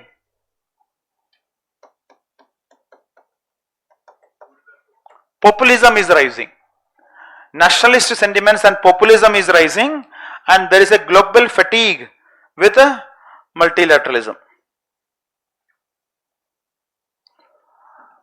So more and more countries are looking inwards. They are all looking inwards, and they are skeptical of globalization. They are skeptical of multilateralism or multilateral bodies. So this is a challenge. Example is like nobody is now concerned about achieving SDG. Nobody is concerned about world health. We are having a recent incident of a global pandemic, but still dilution of WHO. Nobody is concerned about WTO. Countries like, for example, UN is withdrawing from Human Rights Council. or 2 to 3 years of war happening in Ukraine, Palestine. Yesterday Trump came up with a new Palestine truce. There are many things. So we'll see. I think Israel Prime Minister already accepted that Trump's model. So Trump is actively looking for Nobel Peace Prize. Recently again Pakistan Prime Minister and Pakistan's military establishment visited Trump, and they showed some one, like in Bollywood movies you have seen, right? There will be a box. There was a photo which was, I think, came in all newspapers. They are showing a box, and that box, according to the reports, it is rare earth minerals. They are saying that Pakistan is having a lot of rare earth minerals. US is having an option to invest, and it is mainly in the Balochistan region, according to Pakistan. No idea from where they got this box and these rare earth minerals, but that is what is happening. So global fatigue with multilateralism. So there is lack of consensus, WTO paralysis, WHO diluted, or UNSC deadlock. There is no reforms in UNSC. Yeah, that is what. Solidarity deficit. Next is financial crisis. The problem of contribution. Major contributors are like, for example, US is a major contributor to various UN agencies. US is cutting the funds.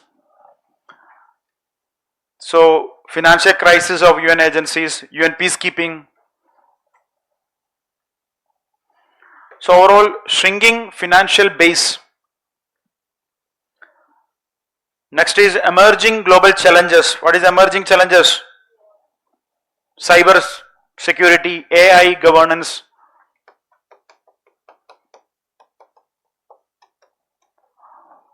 emerging biotechnology, AI governance, global terrorism,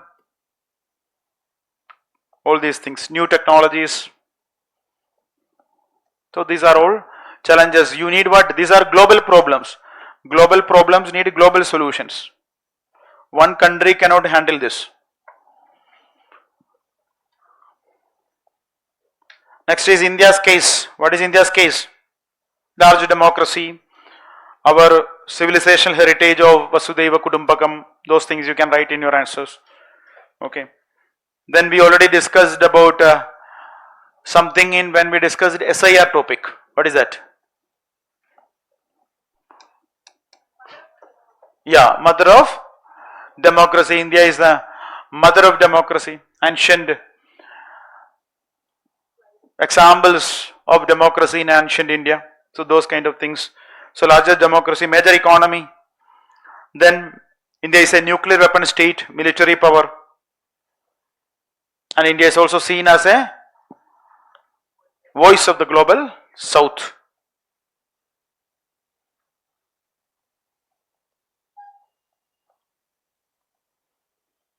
And we are called as what?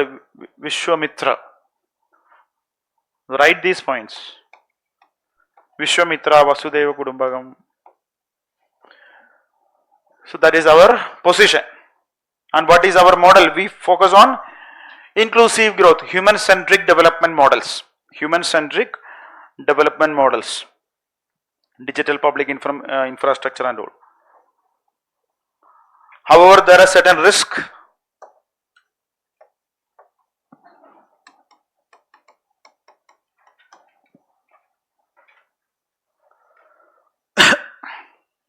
First one is, what is the problem? The problem is the erosion of multilateralism. The erosion of multilateralism. India always supported multilateralism and supported rule-based order. India supported rule-based order, India supported multilateralism. So that is this unilateralism against globalization. It is against India's interest, so it's a risk. Second is the stalled traditional agenda. What is the traditional agenda? Very good. UNSC expansion. So it is a deadlock. India's demand for UNSC expansion. That is our long-standing agenda. That traditional agenda is now almost stalled. Next one is marginalization. What is the problem? US is withdrawing. So there is a vacuum created. Who is trying to fill in? China. This is not India's interest. A China-led multilateral or assertive multilateralism is not India's interest. Next is we also need to commit resource. Now presently it is just 1%. A country which is contribute less than 1% is not having a major say in the UN system. So that will raise additional financial commitments. Next is regional instability. Another problem is what? The geopolitical tension, two bloc world, India's balancing act, that is a challenge. Regional instability is a challenge. What are the opportunities? One major opportunity is India is a middle power. We are not a great power. We are not a least developed country or a country which is negligent in the global system. We are a middle power. So that is an opportunity which creates a space for India. And what is another opportunity? We should focus on what? Yeah, coalition based strategy. What sort of coalition? Like-minded coalition. Like-minded coalitions. So we can act as a bridge between north and south. We are a bridge power. We are a bridge power. That is why we are called as South Western power, as said by Minister of External Affairs. We are a southwestern power. We are a bridge between north and south countries. India is also can assume leadership role. Example, yeah, ISA, like that, renewable energy, clean energy, leadership role. Or counter-terrorism. India is actively pursuing counter-terrorism. Any other area? Digital governance. DPI, digital governance. So we can shape global standards. Like in these kind of things, we can shape global standards. So that is, these are the things. And what are the, how we are trying to push reforms? Through G4 grouping. What is G4 grouping? Yeah. Brazil, India, Germany, Japan.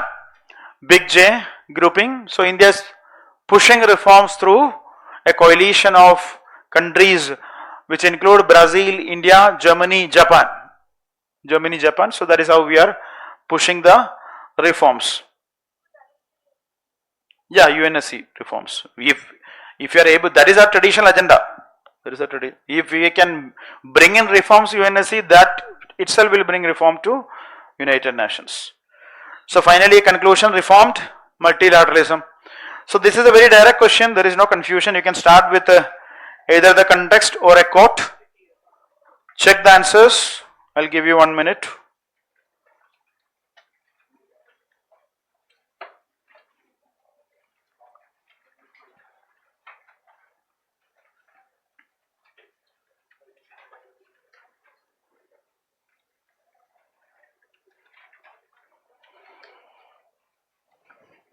How many of you got 5 5 and above? Acha, good. Nobody from that side? Nobody. How many of you wrote answers to this question there? Very good. How many of you got 3 and above? Okay, so there is a, like, if you are getting 3 and all, there is a huge gap. Because this question is a very direct question. You can get something from this article, but it is a PYQ. That means you should have at least 5-6 points ready made on a PYQ. And this is repeated twice in the recent past. This year, this is a question that was 2-block world, same points. 2-block world and the issues affecting United Nations. Second is a previous question that is related to UN reforms and India. The question is, what are the challenges to India? So another challenge with respect to UN reforms for India is also because of the problems of Coffee Club. What is that?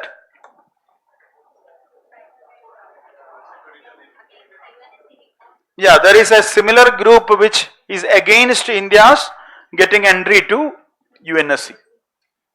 Any other challenge for India's entry into UNSC? Huh? China's veto. Okay, okay. Anything else? Anybody else wrote any other point in this answer?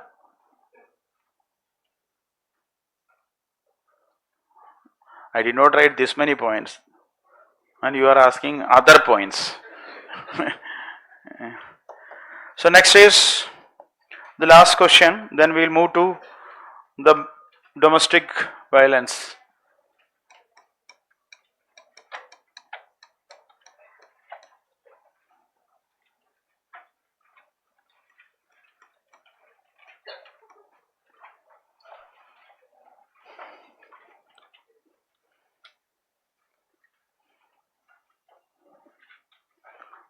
Now tell me very frankly, okay, how many of you in the past RRTs, how many of you read articles, how many of you read answers?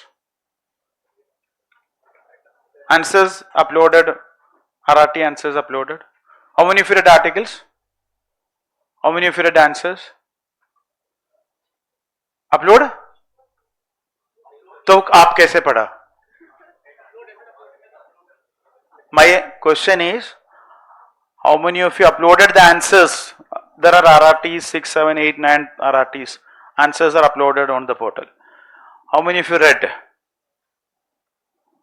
This is the problem which I want to address. The problem is that you don't have time. In this life, you don't have time. At least now onwards, be clear that whatever is given in class, you need to cover that. Everything will have relevance to UPSC. There won't be even a single statement in class which is irrelevant. So at least now onwards, you keep this not as part of the RRTs, keep this as part of your topic. But what is needed is, I want you to go back, sit another half an hour again, rewrite the RRTs. It will take half an hour. Now you are in content, you can rewrite it. You can write it in your format and keep it. That you need to do, it's just half an hour. Keep 7 minutes for each question, 10 marker. Write the most important things. So I will give you more than what is required because something which you can use is somewhere else. You take it and write it. Almost all the questions you can write for 15 marker or more than that you can write with the content we discussed. Okay? Are you okay? Maybe I'm not able to understand your psyche, that with respect to preparation. See, if you are in genuine interest, it will be like shown in the class. The way you sit, the way you absorb, it will be properly, it will be shown in the class. If you don't have interest, that will also be shown in the class. The way you sit, the way you respond, the way you write.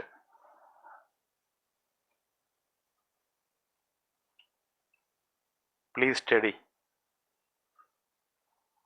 I think today is Durga Puja starting as like something today and tomorrow, right? So I don't know, in South and all there is Saraswati Puja also. So we'll keep books 2 days. And the best thing in childhood is that you cannot touch books. Yes, you are not allowed to read anything. You are just doing that as part of the puja.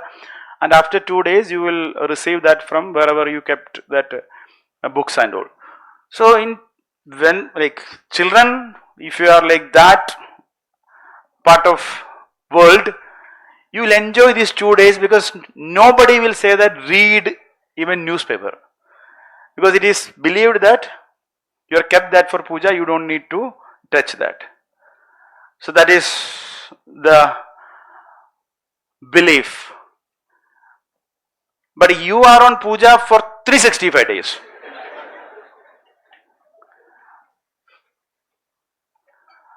You kept that, okay, I won't touch. Okay, next is public procurement.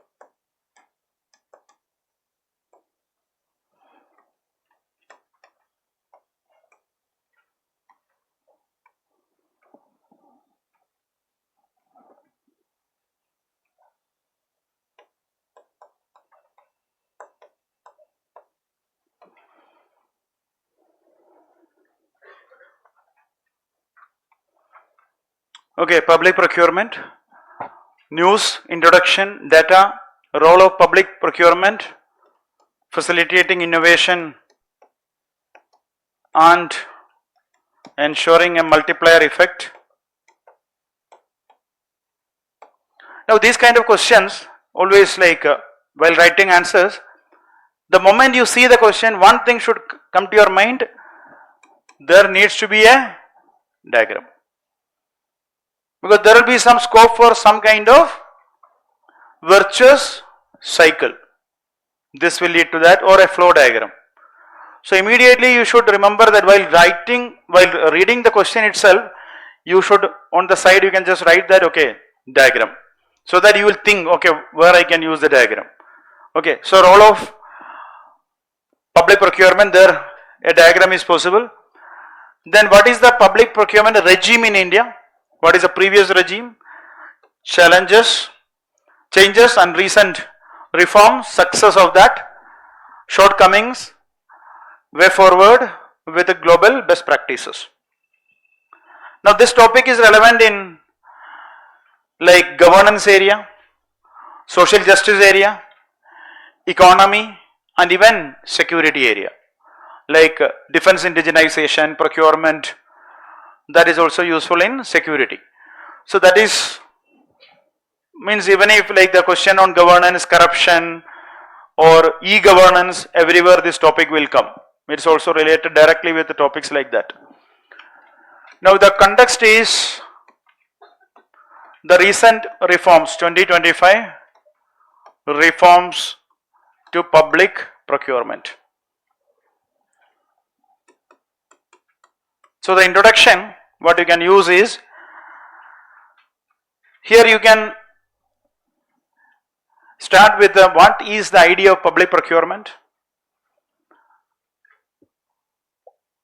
That is more recommended, or with the data also, or context also, but public procurement as a idea you need to explain. So public procurement is the process by which government, its departments, agencies, purchase goods, services or various goods, services, works from the market to discharge their functions. That is public procurement. So it is very important to note that state, it is the single largest buyer in an economy. State is the single largest buyer in an economy. So public procurement will have an interlinkages with every aspect of the governance. It is the single largest buyer in an economy. It engages with the private, it engages with the market. It is also having a direct influence on social inclusion. So that is the first aspect. So government will spend money on what? Goods, services, works. That is what? Public procurement. What is very important is that this should facilitate, the question is, examine the role of public procurement in fostering innovation. How far have the recent procurement reforms succeeded in this regard? This is a very simple question if you are able to decode the question properly. So the key idea is what? It should foster innovation. So here you can remember a quote. Prime Minister said that any society that does not innovate,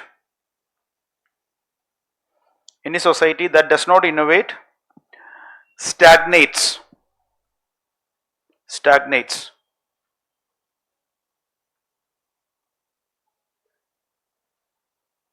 Further he said, make India the most attractive destination. Make India the most attractive destination for innovation. Innovate in India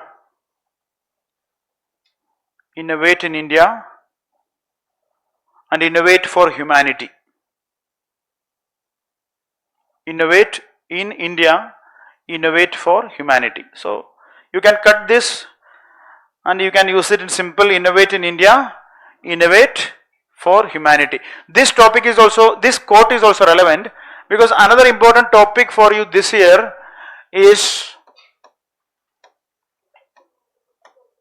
vocal for local. Vocal for local is an important topic, or the why India needs to focus on self-reliance.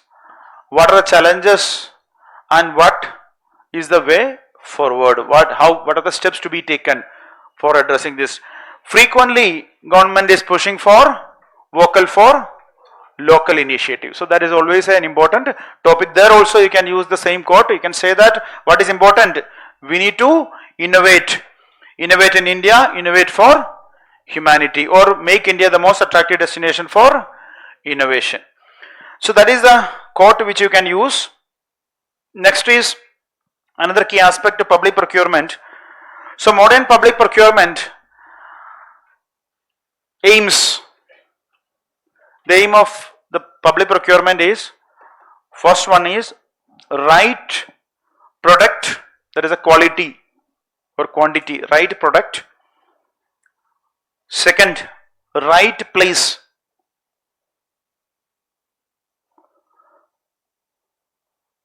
Right time. Right price. Right time. Right price, value for money. And right source. So public procurement should ensure all these rights. It should be right product, it should be right place, it should be right time, it should also have the right price, and it should source from right, like capability or quality aspect. So that is the objective, strategic objective of public procurement. Now what you can do is, you can directly define what is public procurement, your introduction. Second, you can just use this, because generally people won't write these points. You can just write that it should ensure the 5 rights, 1, 2, 3, 4, 5. So that is it. Next is, it is also having another advantage, that it is having an advantage of multiplier effect. Public procurement will ensure what? National level, state level, local level, hyper local level. Public procurement will promote multiplier effect. How? By focusing on national level, that is a large procurement at the national level. For example, NHAI, it is doing at the national level. Next is local level, regional economies, state level, local level. Next one is hyper local level. What is hyper local level? Community level. Sometimes it will help in promoting what? Yeah, SHGs. Government is saying that we will procure from SHGs. We will procure from MSMEs. So this will also promote economic activity at the hyper local level. So you can just say what is that, and then you can move with some 5 rights, and then the second part is what? The role of public procurement. First one is that in India it is very significant. It is almost 1/5 of the GDP, around 20 to 22% of the GDP is accounted by public procurement. Now what is the role?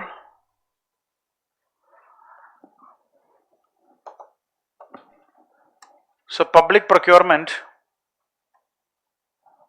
first one, it will encourage employment generation. It will encourage employment generation, and it will also increase the domestic capacity.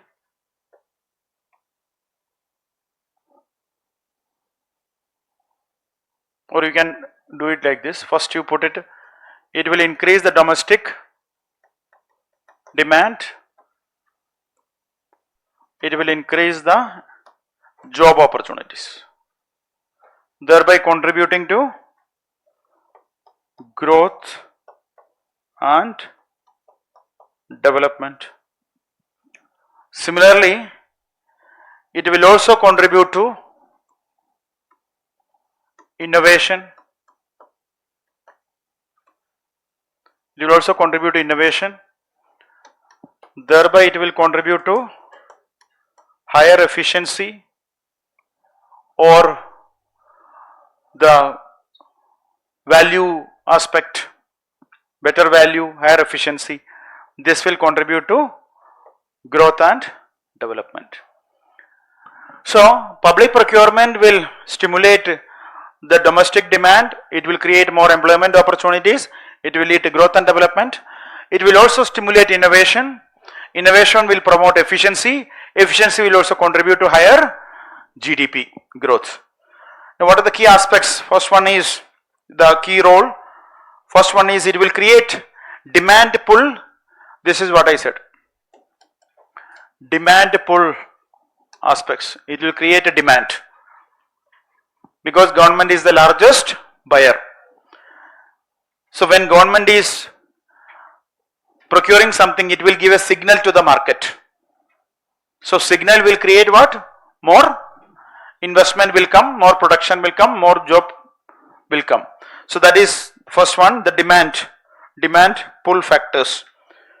A typical example is that if government is procuring LED under PM Ujala, right? Yeah, PM Ujala scheme. So there will be a market created, there will be a production. That is the key aspect, demand pull. Just by government is planning to procure LED bulbs under government schemes like Ujala scheme. Second is it will de-risk. It will de-risk.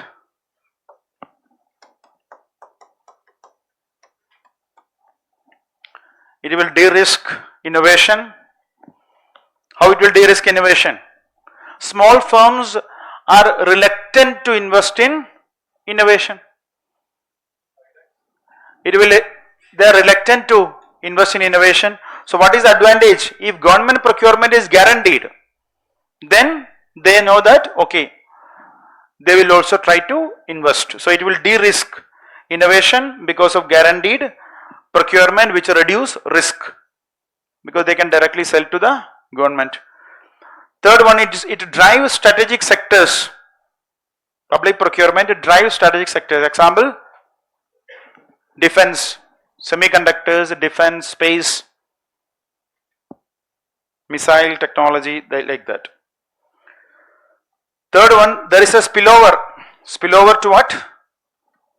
Public procurement will have spillover to private. So there is a scope for public-private collaboration. Public-private collaboration. Collaboration between private entities, private universities, government. So this will also incentivize innovation.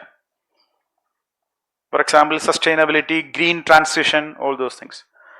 Next, it will shape market, create and shape market because of a stable demand.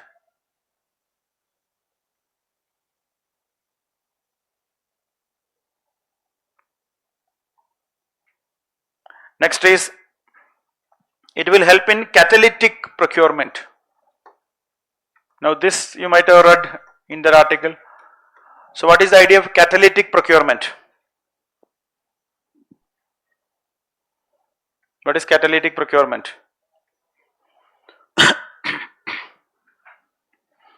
See, if government is guaranteeing something, it will act as a catalyst.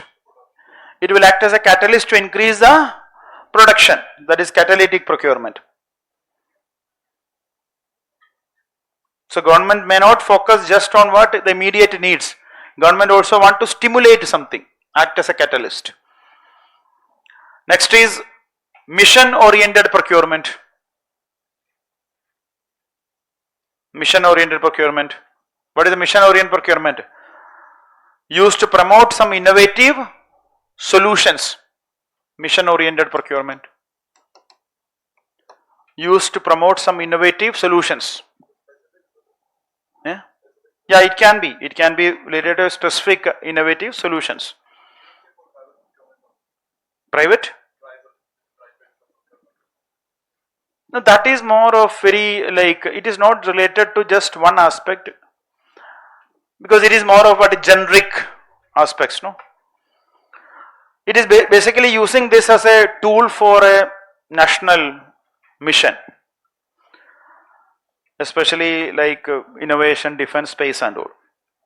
Next is government. What happened? You have to be somewhere. Your priority is that. Huh?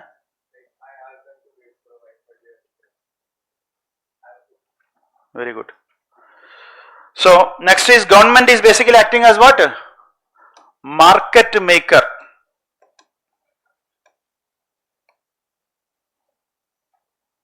Government is acting as a market maker. And this will also promote social inclusion. Social inclusion. How? By procuring from MSMEs, by procuring from SHGs. Social inclusion. For example, government is collaborating with SEWA, Self-Employed Women's Association. Government is collaborating with the Self-Employed Women's Association. So these are how it will promote social inclusion. So all this will contribute to innovation and thereby multiplier effect. Now next is, what are the previous regime? What are the problems? Problems with the previous regimes. What are the problem? The major problem is what? Bureaucratic delays, red tapeism, bureaucratic delays, rigidity.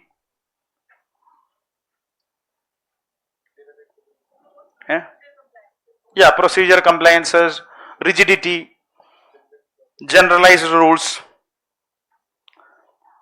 or something is called as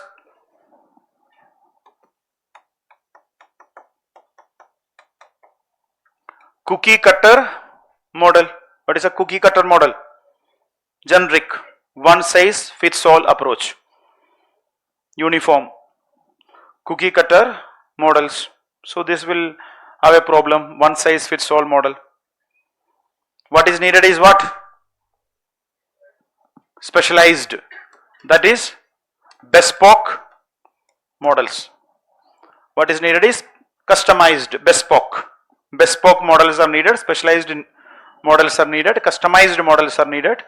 So that is a rigidity.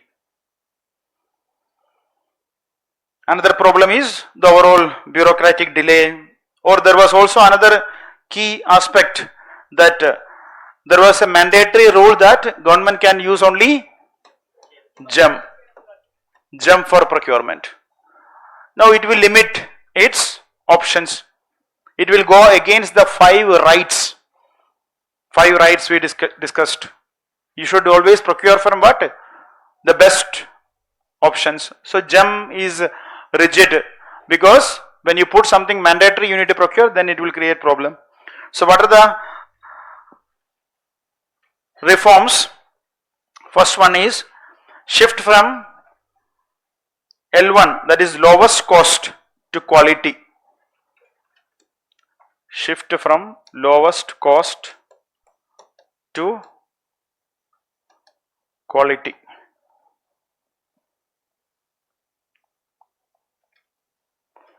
Second is, so the focus is not on what? Buying only from the lowest bidder. Focus is buying from the quality producer or provider. Next one is technological transformation. Example, GEM.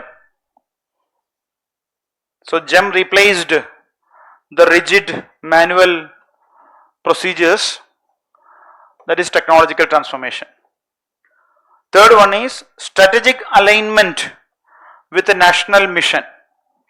What does that mean? What is strategic alignment with the national mission?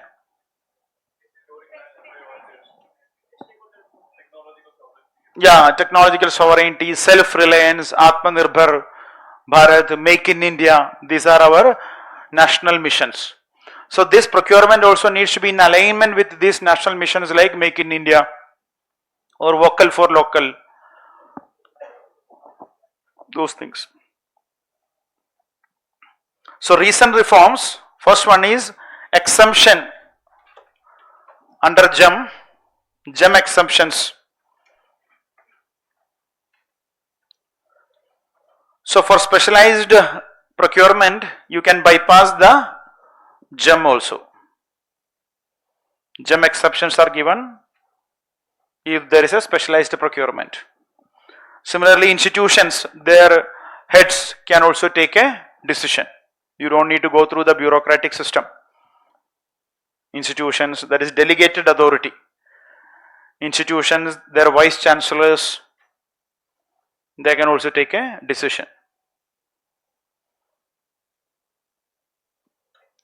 Next is direct purchase limit increased, but that is a problem. 1 lakh to 2 lakh, that is still very much insufficient, but anyway that is increased. Okay, so there are few things. We can continue this in next class with domestic violence. That topic is also pending. That also will continue next class.